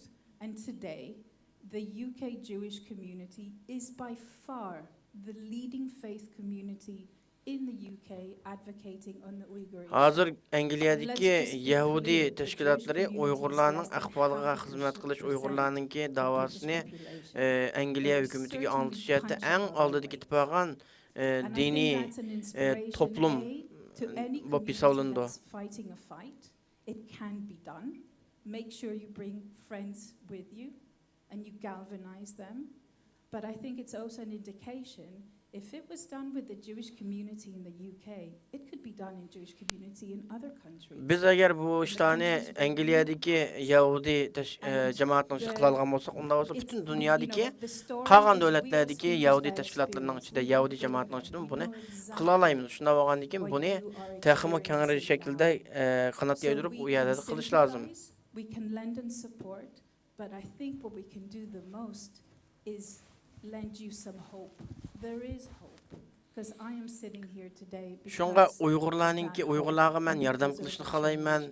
Yahudilarning hammasiniki Uyg'urlarga yordam qilishni, ammo bundan taxmin muhim bo'lgani Uyg'urlarning umidvor bo'lishi va Uyg'urlar biz Yahudilarga qarab umidlanish lozim. Bu sizning davongizda umid bor. Shunga hargiz umidsiz lanmanglar. Brilliant strapline. Every little helps, and I genuinely believe every small community, every small action helps, and that's what we're here for. Thank you. Ve meniki bu yer kelishimdagi maqsadim shu. Hammanglarga rahmat. Thank you very much, Mia. Before we turn to the audience for Q&A, I also have just a couple of questions. It will be relatively brief, so you will have the opportunity to ask your questions. Gulbar, I would like to start with you. You spoke about the need of unity among organizations, unity of capacity. Gulbar efendimden bir neçe so'al so'ramoqchi. Siz deb o'tgan tashkilotlar orasidagi birlik va qo'llashni nima qildingiz? Buni texmo konkret qilib ochamsiz. We get the access to the European Parliament, so the politicians or the representative of the parliaments open the doors and give us the opportunity to run this program in the parliament. For example, this kind of Bunun tipik bir misali Avrupa Parlamenti o'zining ishini bizga ochib, bizning faoliyatimizni o'sha Avrupa Parlament binosi qilishga izn berib, o'shaga bizni taklif qildi. With politicians and to give a report to the politicians and these politicians can forward this report to the parliament. Shu yerdagi siyosatchilarning yordami bilan biz qolgan siyosatchilarga Uyg'urlarningki ahvolini anlatib, ularni xabardor qilish fursatiga erishdik. When some NGO has a trouble, for example, when we invite some guests from Turkey, they have a trouble with visa, so they don't get visa. So if Amma masalan ba'zi biz Turkiyadan help the people Turkiyadan taklif qilgan ba'zi odamlar masalan bizning faoliyatimiz kelamadi. Chunki viza berilmadi. Masalan bizningki shu o'xshamaydigan tashkilotlarga o'xshamaydigan boshqa siyosiy arboblarimiz bu jihatda bizga yordam qila olishi mumkin. Bundan keyin yani bu kichik bir misal. Rahmat. From your point of view, is there something that civil society actors could do differently or focus on a different thing when it comes to helping communities such as the Uyghurs? Well, sizningcha ijtimoiy xizmatchilarningki Uyg'urlarga yordam berishda yana qanday qila oladigan ishlar bor? To us to do better. I'm working with Mehmet Toti in Canada. He's the one who's calling me at midnight sometimes, and I always answer, right? Mesela ben Mehmet Tohtu bilen ait işlerini birlikte kılımen o yerim kişide beni telefonu çakıran bolsun ben çok alıma. And they are doing it. And we have in the parliament we have resources. Big resources that we're not using enough. Mesela Mehmet Tohtu'nunki naiti çeklik olan maddi iktidari pulu bu bütün şu faaliyetlerini şunu olan kıldı. Bizden olsa parlamentin naiti köp olan tahi işletmegen aşında pullarımız, imkanlarımız bağ buldu. But Samir knows I'm going to try to amend this motion to go to from 10,000 to 15,000 refugees, but I'll do it. I'm sure he will accept that. Mesela Samir Üzberi efendimdeki iştavatkan Uygur misafirlerin kanada ekleş meselesi mi? Çık pul gidiyordu ama ben bizim parlamentdeki onu kıldığın işini mi? We can do it together, as Samir said, and we're stronger together. Şunu biz birlikte çıksak her daim her ikişerek güçlümüz. We have to work together and biz birlikte işgalışımız, emkarlaşımız lazım her zaman. But again, civil society is doing their best. We have to do better, and you know what? We have to help them getting more resources. This is our part of the deal. Yani miniki parlament azas bilen şu Uygurlar hakkında hizmet qotqanlarga texmijik imkanlarını sunuş ve ularning maddi jihatini qo'llash deb qarayman. Do you think that there are things that could be improved within the civil society community, we could call it that? Yani ijtimoiy tashkilotlarning ichida Uygurlarni qo'llash, Uygurlarga xizmat qilish jihatda texmo ilgari surilgan va o'zgartirilgan ishlar bormi sizningcha? Biz özümüz köngen tefekkürünün teşhiğe çıkışımız lazım. Unusual suspects that could be the greatest allies. If it's a rabbi or if it's a young person. So as long as we're open-minded and we're willing to be creative in the way we engage and we're not stuck in this is how we've always done things, or this is what the guidebook says, how an NGO operates if you compare it to someone else, the leverage you can bring by just being more creative. Yani biz oylamagan teşkilatlar yoki insonlar buldu. Biz amaliyat ular bilan birlikte özümüzning ishini qilaymiz. Masalan bir Yahudi rabay yoki biz hech qanday bilmaydigan bir yosh buniki naytchiq jalliq misollari bor. Human rights language. And then I had a rabbi stand up and say exactly the same thing but in Jewish language. He was quoting Jewish texts. And that made the difference because most of the people around the table were not human rights experts. So we got lost. They got lost in the human rights language. But when it was communicated in a way that they understood, that related to them, that made all the difference. And today we have that unusual suspect being a human rights advocate. So yes. Thank you. Ryan, you spoke about the way that is, you talked about how the way is being spoken, the Uyghur situation is being spoken about, and still you labeled it a little bit frozen in time, a little bit. So what do you expect civil society to do in order to, I don't know, to contribute to unfreeze it? Siz şu ictimai cemiyetlerninki Uygurların işinde qandaq işlerini qalalaydı, müştüm bazaq təpəlgən bolsunuz.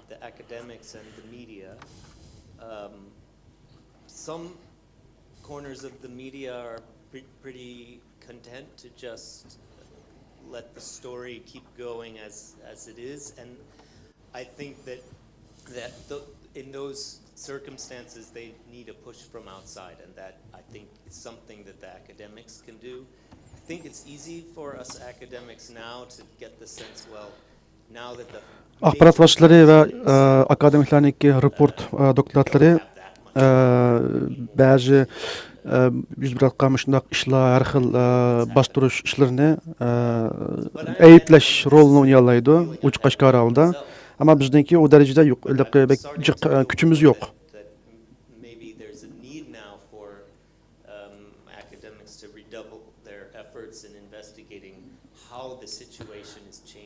Bir yerdə həm deyim şu əhvalınki şu yerdə yüz bir atqan mavjud ahvolniki qancha darajada o'zgarayotganligiga qarata bizning kuchimizni, bizning tirishchiligimizni oshirishda bir zurriyat tug'ilyotidi.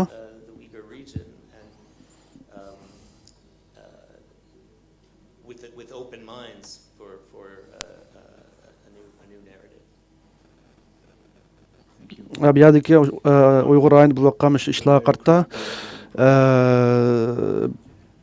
bir ijobiy usul, ijobiy kritik mushtaq usulda bir muomala qilishimiz kerak. Intense pressure. There are a lot of incentives for clickbait journalism, short headlines, not a lot of background articles being read.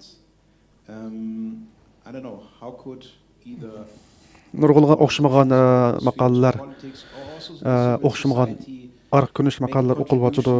the form of journalism that you try to represent is being strengthened? Siyosiy jihatda akademiya yoki shu axborot xizmatiniki yaxshilanishiga qandaq ishlarni qilib bo'ldi axborot xizmatining yaxshilanishi uchun. A good organic relationship between media, the academics and politicians could work for the good, meaning that akademiya, hukumat va axborot vositalari bilan mushlar orasida yaxshi bo'lgan bir hamkorlik bo'lishi kerak. To go beyond the common narrative. We try to do it on Bitter Winter. If you know what we are trying to do, among many difficulties, because we had people on the ground working underground in China. Biz o'zimizningki barliq tirishchiligimiz bilan qilyapmiz. Masalan, shu g'izimiz tanqish to'g'riniki muxbirlar deymiz, har xil qiyin sharoitlarda yushirin holatda uchurlarni egallab, o'xshamagan uchurlarni egallayotdi. To some professional politicians that got interested in politics as such, and this means they need every other year almost to be re-elected without asking too much to themselves and giving. Endi ba'zi mushundaq jamiyatlarga ommaviy ta'sir ko'rsatish uchun bu yerda uchurlar ham narsalar haqiqiy real bir uchurlarni bo'lishi kerak. Ham ba'zi masalan bir qism siyosiyonlar qaytadan saylanadi. Bu yerda hech qanday xalqdan hech qanday bir savol so'ralmay yoki ortiq yetarli bo'lgan savol so'ralmay bu yerda savol qaytadan saylanadi. Bu yerda buning bu yerda endi axborot vositalarininki yetarlilik shu siyosiyonlarga qarata axborot vositalarininki yetarli savol so'ramaganligi, ularga qarata bir tanqid ishlariniki kam bo'lganligidan bo'ldi deb o'ylayman. Trying to learn from each other and use each other in the best sense. I think it's the solution. I don't see any other o'xshamagan ko'zqarashdagi o'xshamagan nuqtadagi kishilar o'zaro bir-birini yaxshi tushunib bir-birini hurmat qilgan asosda hamkorlashib qila olsa, bu yerda mayli siz qaysi kasbdan bo'ling, axborot vositalarininki suhbatiniki va uning kuchlanishiga bir yaxshi bir turtki hosil bo'ldi deb o'ylayman. All countries are different. Japanese culture and history is different from German culture and history. But is there something that you would like to Yaponiyaniki tarixiy madaniyati Yevropaning masalan Germaniyaning tarix madaniyati bilan farqlandi. That could be transferred from the Japanese example in order to popularize the Uyghur issue? Endi sizningki ko'z qarshingizda endi masalan Yaponiya tarafdan Yaponiyaniki ish qilish usulidan deymiz yo uningki xizmat uslubidan Uyg'urlarningki xizmatni kuchlantirish, Uyg'urlar bo'lgan xizmatni kuchlantirishda Yaponiyaning qaysi ishlarini ulga Yevropa ulga osib bo'ldi.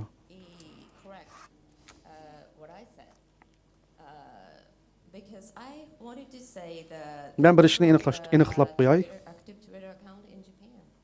So the correct is 50 or million active accounts constantly. So this is a big platform in Japan. So anyway, Yaponiyada endi shu Twitter orqali, Twitter hisobotlari orqali Uyg'urlarningki ishlari keng ko'lamli tashviq qilinmoqda. Necha minglagan, 10 minglagan Twitter akkauntlari bor. influential to the international community. But if possible, the way to approach by the cartoon or something, this is good for the education to young kids, or in the in the school, in other countries such as German or European countries, because that is this kind of cartoon. Agar mumkin bo'lsa, shu Uyg'urlarningki ahvollarini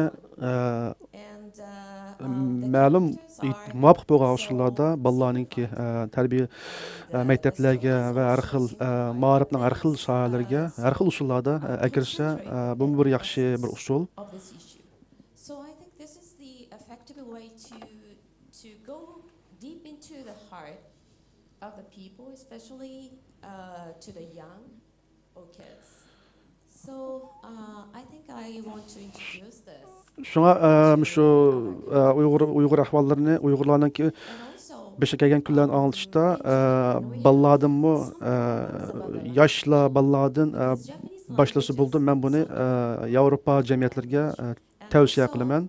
A lot of Japanese do not read the Western news. Nurg'ulg'an yaponiyaliklar g'arbningki xabarlarini bak o'qib ketmaydi. All of the newses are translated as natural for Japanese.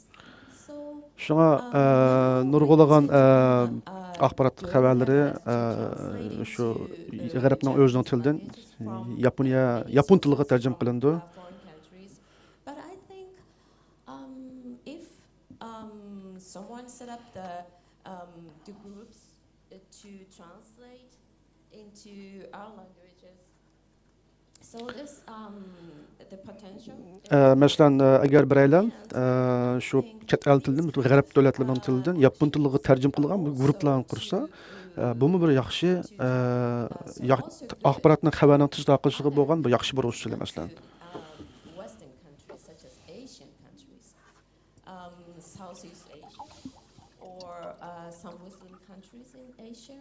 So I think these kinds of text or the sample of the spreading the information to the people, I think the Japanese can make.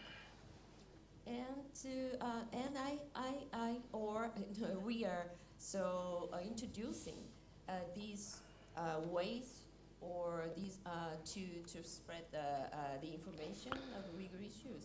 So Biz in Asia, more and more people get to know. Biz axborot vositalari orqali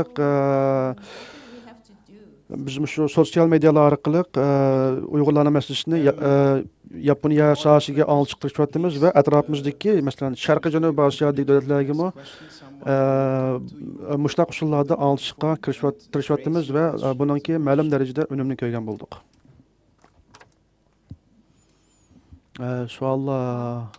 Savollar bo'lsa. I have two questions. My first question is related to media.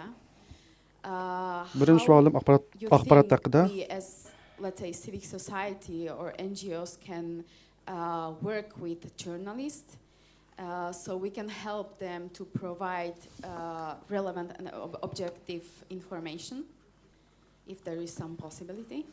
And my second question, and first of all, I want to say thank you to Mia for sharing her personal experience. And I was just thinking about the question related to this, because what I'm thinking about is where is the point where you can change just to being concerned of a people for a real action. I'm talking about civic society. So what do you think it's the point where it could change? Thank you. Benim iki sualım var. Birinci axbarat hakkında. Mesela ammavi teşkilatlar deyimiz ve hükümetsiz, taparatsiz organlar muş ahvallar alışta qandaq usullarını təminləb birləydi. İkinciden Miya xanımınki özünki axbarat demişlərini qilish orqali Uyg'urlarning ishini yaxshi anlata oladi. But with it, looking for the opportunities for action. So I'm going to promote my own organization, but as a Jewish human rights organization, that is what we do. We combine the experience, the compassion, the ability to sympathize with concrete opportunities for action. So we translate it in a way, in a language, in a framing. Biz muşu Angliyadaki Yahudlar cemiyeti muşu reallıkta yüz bergen ameli vakalar arqalıq Uyg'urlarning masalasini anlatışda muştaq usullarni qo'llanib kelyapmiz. Mesela shaxslarning hikoyasi, beshta o'tgan kechirmishlar deymiz. Bularni anlatish orqali har xil Yahudlarning musiqasidagi reallikni ko'rsatib, uni Uyg'urlarning ahvoliga siltirish orqali bu yerda bir ozroq qiziqish Uyg'urlarga qarata bir qo'llashni qo'lga keltirib deb qarayman. Masalan, yana bir misol Xitoy Angliyadagi Xitoy elchixonasininki Hong Kongliklar qilgan muomalasi deymiz. Mushundami Xitoy hukumatiniki yana bir tarafini biz yolg'iz Hong Konglik emas, boshqalar Uyg'urlarga bo'lgan zo'ravonlikni mushundaq voqealardan biz yana jamoatga anlata olamiz. Some of them are out there. So bring good stuff to journalists so they can report. But this is just half of the response. The second one is expose with facts the fraud. Yani amminiki ve ammi teşkilatlarınki bu davaga kılaydigan hizmetin en mühim birisi muxbirlarga ait yaxshi materiallarni ta'minlash. Embassy in my country, Italy, forgetting all the diplomatic fair play, attacked viciously one of the most prominent weekly magazine for daring to report about human harvesting and mentioning the Uyghurs. Mesela İtalya'daki Xitayning konsulxonalikleri bütün diplomatik axloqlarni hamsi betaraf qarab qo'yib Uyg'ur masalasi va organ transplantni o'tirg'a chiqqan bir gazetni ajoyib tanqid qilib ularni bombaladı. Ve Uyg'urlarning yurtini atanmış Şinjan'ı naiti baxtli yashawdi, naiti xo'shal joy deb shunday propaganda qildi. Reacting daily and saying this is a lie, this is the fact, these are the pictures and the videos, just like some journalists try to do. So we can. Şuna bazı mesela muxbirlar bununla radiye verip mesela bunun hamısı yalgan Xitayning yalganları bu davtuda ama eğer bolsa bunu ispatlaydigan, bunun yalganlığını ispatlaydigan ve Uyg'urlarninki tatib atgan şu azap uqubatlarini ispatlaydigan shunday nimalardan ta'minlansa bütün muxbirlarning hamısı bununla radiye verip bununla qarshi harakat qilish lozim. Question here. Yes. Firstly, I would like to thank you all. It's also an honor to sit here and listen to you caring so much for this cause. My question is, are the NGOs, the reporters working together with NGOs, reporters or human rights activists in China or the neighbor countries to raise awareness for what China is doing?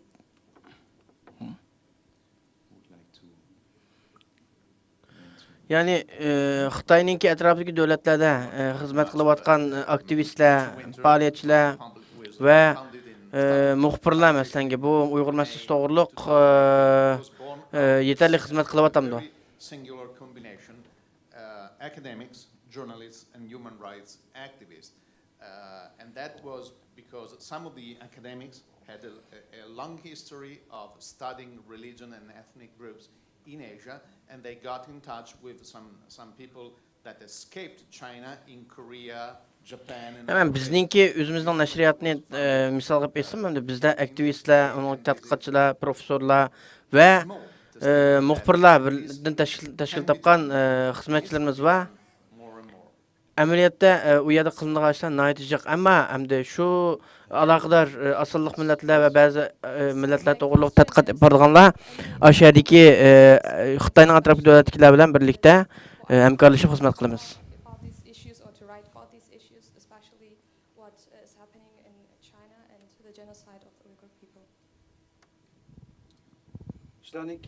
Qarta aniq bir planinglar bormi? Xitoy tarafidan ilib borilgan jinoyatga to'xtatishda qanday bir harakat planinglar bor? If I understood the question, sorry, my English is not the first language, but you're talking about journalists who are afraid of talking, and how we can help. It actually happens to me. Agar men şu anı yaxshi to'g'ri tushungan bo'lsam, hamda muxbirlar ba'zi vaqtda ba'zi gaplarni erkin ozodda deyamaydi. So you can do that with politicians who are working with you. You can give us stuff, we can make it public, and then it becomes a news that journalists can use. But I'm working, we work together. Siz muxbirlarga ishonchli bo'lgan material manbasi har xil vositalarni ta'minlab bersangiz, u albatta axborot vositalari maydonga chiqadi. Bu xalqqa aniq ichki holatda oshkor e'lon qilindi. It's like a, miracle triangle, let's say that miracle triangle. Yani bu yerda axborot vositalari orqali siyosiy yo'llarga bir ta'sir ko'rsatadigan mushtaq bir muhitni yaratib bo'ldi deydi. I just want to say, well, in the West, being afraid of, as journalists, being afraid of China is ridiculous. I mean, there are so many. I belong to. Am g'arbdagi muxbirlar masalan Xitoy hukumati intan bektetixsiz kulkulik deb qaraydi. I mean, you are the people who suffer. You have relatives there. You have families. We are lazy, fat people sitting there and do nothing. So don't take that. I mean, at least from Western journalists. And this is totally unorthodox. But I have a question for one of the panelists. Sizlarning bu yerda urut qolganlar bor turmada degandek, bu yerda bizlik ishni qilmaymdaq, turkatdiq deb undaq muxbirlashda ishni qilmay deb undaq o'ylamanglar deydi. The bias and persecution of the CCP, and I was dealing with the genocide or risk of genocide that the Uyghur people are facing, and he told me, I mean, again, this is. Men bir bilan paranjib qoldim deydi. I would not use that terrible word because it can scare people and. Masalan, bir siyosiylar bilan paranjib qolganimda Xitoy hukumatining Uyg'urlarga qilayotgan ishini jinoyat va irq qirg'inchilik deb ishlatgan vaqtimda bu masalan bu so'zlarni ishlatishdan ehtiyot qilishim kerak, chunki ba'zi siyosiylar bunday gaplarni anglashdan sal rahatlanib qo'rqadi deydi. Shunga biz o'xshamagan nuqtalardan aloqa qilishimiz kerak. No one has exclusivity on the experience of genocide. It's just named differently. So the Jewish genocide is named Holocaust, and it could be. Qo'rqmang deydi, chunki muxbirlar bilan siyosiylar paralashgan vaqtda mencha u darajada ancha ketishning hojati yo'q, chunki yahudlar qirg'inchilikka uchragan, bular Holocaust deb atildi. Uyg'urlarmi qirg'inchilikka uchrayotdi, buni qirg'inchilik deb da'vatlashak bo'laverdi. Masalan, Rwandada qirg'inchilik bo'lgan, buni biz qirg'inchilik deb atalgan. Or we share values. Biz faqat shundoq zulmga uchragan, irq qirg'inchilikka uchragan millatlar o'zaro o'zining kechirmishlarini, tarixlarini deb o'zaro bir-birini almashtirish, anglash orqali o'zaro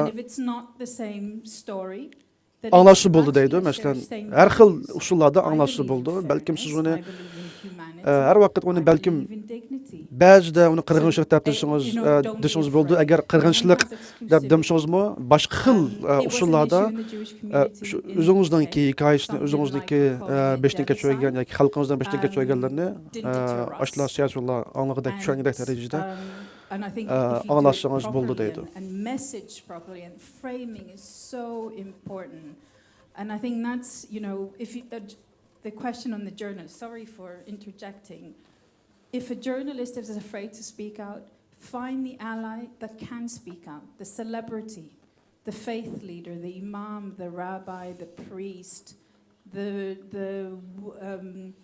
woman who's a famous chef in the country. It doesn't matter. It's all a matter of how you frame things and who you use to...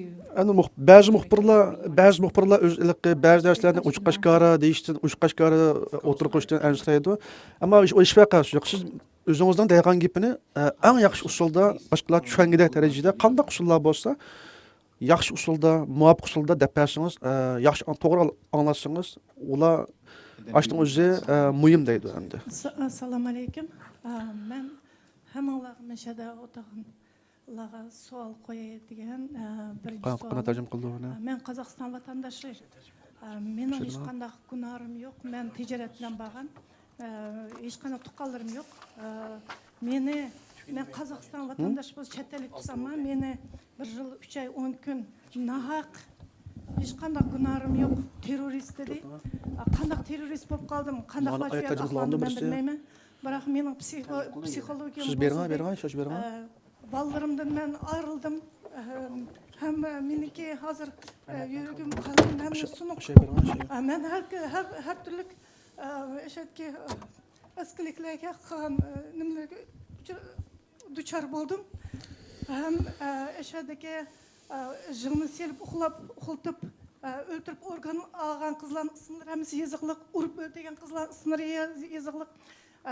Yatkan türümlerimdeki iki türüme doktorxan tağının içindeki ölüm cezası bergen doktorxanada yattım. Endi men meşek çıkıp 4 yıl boldu çıkkınımga. 4 yıl boldu men muşu guvalık berip atma. Hayatımın ahırgıcı boya berme guvalık. Men Xitaydan qo'rqib qolmayman. Endi qanday qilsam bo'ldi? Xitoy bilan men yüz ko'rishib, aşaqda men nima uchun meni sotildi? Nima uchun meni sotilmadi? Nima uchun meni tutdi? Nima ishga sot ochmadi? Qanday qilib men terrorist bo'ldim? Qanday qilib hamma isbotlarim bor meniki. Xitoylar yozgan. Birlashmiş Davlatlardan kelgan bolalarım yozgan xat, kelgan javoblari hammasi bor. Endi qanday qilsam bo'ldi? Men bir yo'l ko'rsatsanglar, hamma shu berayotgan guvohliklar hammasi mana biz tirik shohidlar ashada yetib chiqib ko'zimiz bilan ko'rgan. Qanday ularni sotga tatsak bo'ldi? Rahmat.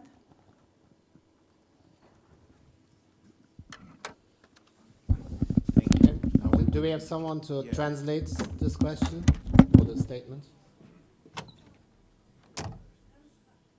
Translate or summarize.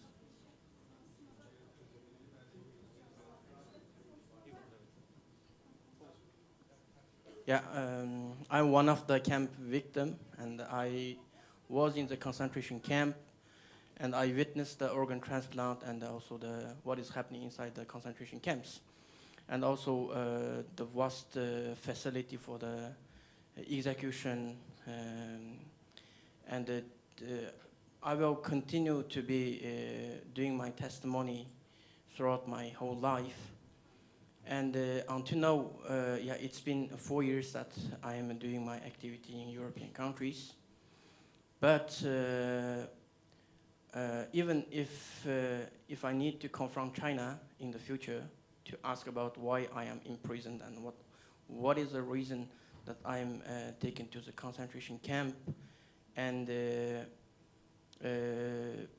you have any recommendation for me that I can, on my way to search for justice and bring China to justice in my future activism? Yeah, I have all the evidence and related evidence, and also the response from the United Nations and also other organizations in my hand to do my activism. This is the response from different organizations.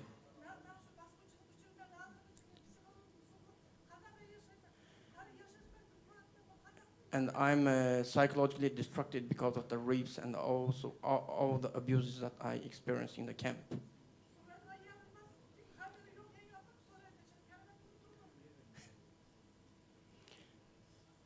That's my question. And it's open for everyone, yeah. Yes, I know it's very difficult, but maybe Alexis, you could start. Well, we know each other. You did a testimony at the subcommittee.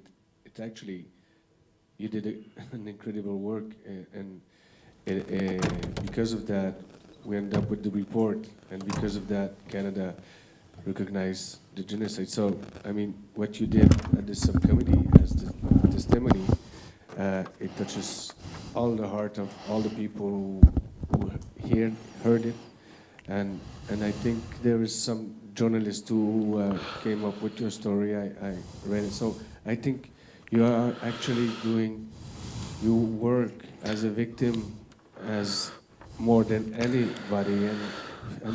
Albatta bu savolga javob berish biroz qiyin. Ammo bu yerda muxbirlarningki o'ynagan roli, axborot vositasidan o'ynagan roli zo'r deb o'ylayman. Siz biz bilgandek o'zingizdan qilayotgan ishni haqni o'zingiz Uyg'ur millatining haqqi uchun o'sha yerdagi nohaqlik uchragan barliq xalqlar uchun siz kuchingizdanki yetishib chiqyapsiz. Maybe I know that the justice comes very slowly. But we wouldn't sit here. Endi shunday shunda deymanki, endi shu bugun qadar sizning shu tatqan kunlaringiz javobi tatqan kunlaringizniki qarta Xitoy hukumatiga qarta bir jinoyat jazo berilmadi, bu to'limi bakka chiqib ketdi, ammo bu hamon keldi deydi. All of us, if I can talk of us, politicians, businessmen like Nick Vetch, people from members of parliament, academics, charity groups, human rights organizations, we can only continue to work on these topics, of course, journalists as well, in order to make sure that more people know about the terrible crimes that are committed every day in East Turkestan. And it will not give you much solace that all these things take a long time, and siyosiy yo'llar sodigalar deymiz, har qaysi sohalardagi kishilar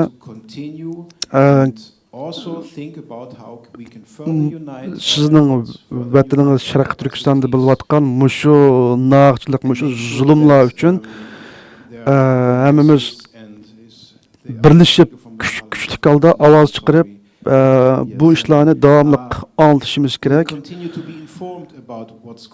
Bu davlatningki hukumatlariga buni anglashimiz kerak. Ular anglamasa to'xtamay ularga ta'sir qilib, oxirida ular harakatlantirishga tirishishimiz kerak.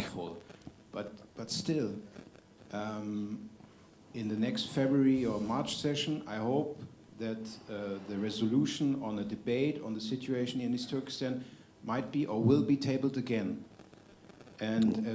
Pat yaqinda Sharq Turkiston haqidagi Sharq Turkiston haqidagi kuchli bo'lgan bir qarorlar yana ustalning ustiga chiqib munozaralashadi. Biz jamoat fikr oshliq qilishga tirishimiz, Xitoydan savdo qilayotgan shirkatlarni va Uyg'ur irqchilig'iga texnik nazar solmagan, pisand qilmagan hukumatlarni bularga bisim qilishga tirishimiz. Masalan, Urumchidagi shu Volkswagen shirkati Urumchida o'zining xizmat ishini savdosini davomli qilaveradi. Ammo mushunday ishlarni biz ommaviy jamoat fikr oshliq qilish orqali buni to'xtatishga tirishimiz. Yani boshqa qo'shimcha qilgan ishlar bo'lsa, anglashaq bo'ldi. Yeah, there's one who would like to comment. Are you pointing to a person who would like to comment? Qo'shimcha qilganlar bormi deydi. I don't want to comment on that. I want to go back to another issue, but please, anybody else wishes to comment before I... Meniki fikr berish niyatim yo'qdi, ammo Hannah, forgive me for making a statement. O'zimni o'ylaganlarim deb qo'yay deydi. So genocide is not just a socially used word. It is very specifically codified in the Genocide Convention. And we on the Uyghur Tribunal considered all the facts and applied the law to it. And it is incontrovertibly genocide as defined in the treaty. So the Uyghurs do not need permission to use it. It is as defined in the law.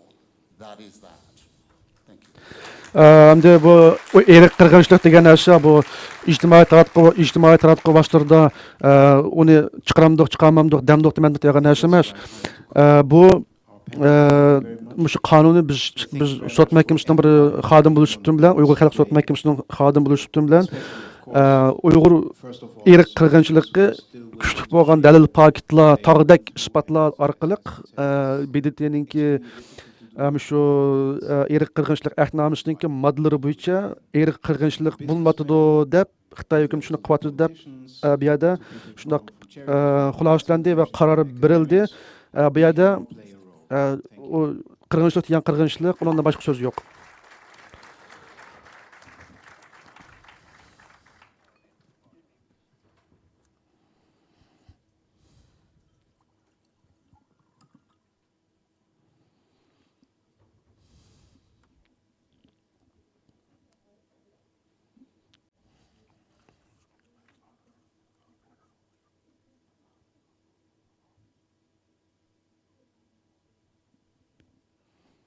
This takes us to the end of today's session. I think this panel was tremendous, lots of fantastic contributions. Also, I think we were all touched by the contribution by the camp survivor. Bu yerda suhbatni aytdi, unumlik, yaxshi bo'ldi deb qarayman. Albatta, lager shohidlarining bayonlari bo'ldi, uni angladik. Of raising awareness to the public, and I think we all play a role in amplifying the message of. Biz o'zimizningki, men o'ylayman, biz o'zimizning rolimizni to'liq joriy qildirish orqali shu ishlarni Uyg'urlarning beshiga kelgan kunlarni yuritishimiz kerak, anglitishimiz kerak. Out of previous activisms by other NGOs, for example, Hassane hosted the Rohingya conference a few years back, and there was quite a lot of learning from that. We heard about that today. We heard about. Biz burun Rohingya masalasındaki Rohingya qirg'inchilik haqida konferenslarni o'tkazgan bo'ldik. Bugun Uyg'urlar haqida qilyapmiz. I think it was a very powerful panel. We learned a lot, and I would like to thank all of the panelists for their fantastic kuchli bo'lgan munozaralar bo'lindi va savollar so'raldi. Hammalarga so'zligichi bo'lgan barliq so'zligichilarga men chin ko'ngildan rahmat aytaman. Endi shunaqada bugungi suhbat programmamiz Mishada tugadi. Sal turib kech tomoq yeymiz. Avval shu ikki ayrim 230 kildo 230 kilib sizlarni shu uzanlar turayotgan tomoqdan keyin uzanlar turayotgan mehmonxonalarga olib qo'ydi. Atnika yana xabaringlar bo'lgandek biz yana shu workshop yana o'zaro munozara qilish, tarbiyalash, fikr almashtirish guruhlar bo'lib mushtaq faoliyatlarni qilamiz. Sizlar o'zinglar qaysi workshopda o'zinglar aniq bilisizlar, sizlarga buningki tizimliki yetkazildi. Biz attika o'zaro suhbat va qonuniy yo'llar orqali qonun yo'llarininki roli haqidagi suhbat va bizningki yana shu siyosiy inkoslar haqida suhbat programmasi bo'ldi. O tövəndə ikinci numaralı yığın zalda buldu. Və yine Rogers ve Hüseyin Nur Yılmazlar tarafından elib verildiğin şu axbarat vasitələrindəki rol haqqında söhbət fikir almashtırış fəaliyyəti buldu. Bu müşahidə buldu. announce the title of the workshops in the respective rooms. Those who stay in the Ibis Hotel, we would like to ask those of you to check out before you come to the to Crown Plaza tomorrow morning. Breakfast will be at agar ertiki between 7 and mehmonxonada 8:30. ertiki ayrilganlar bo'lsa, o'zinglar turishlik mehmonxonadan ertiki ayrilib, u yerdan check out. Yani tizimlab chiqib bo'lgandan keyin, ana keyin o'zinglarningki guruhlarga ayrilgan munozara yig'inlarga qatnashsanglar bo'ldi. Does anyone know? 8:30 in the morning, bus will leave from Ibis to take you here. So please Atigan soat 8:20da shu avtobus sizlarni elib, o'zinglarning mehmonxonalardan mushaga akildi. Shunga amal bor, agar ertlikka qaytganlar bo'lsa, atigandan chiqib, check out qilsanglar. The workshops will start at 9 o'clock. We'll conclude at 10:30. Workshop atigan soat 9da başlandı. Break in between.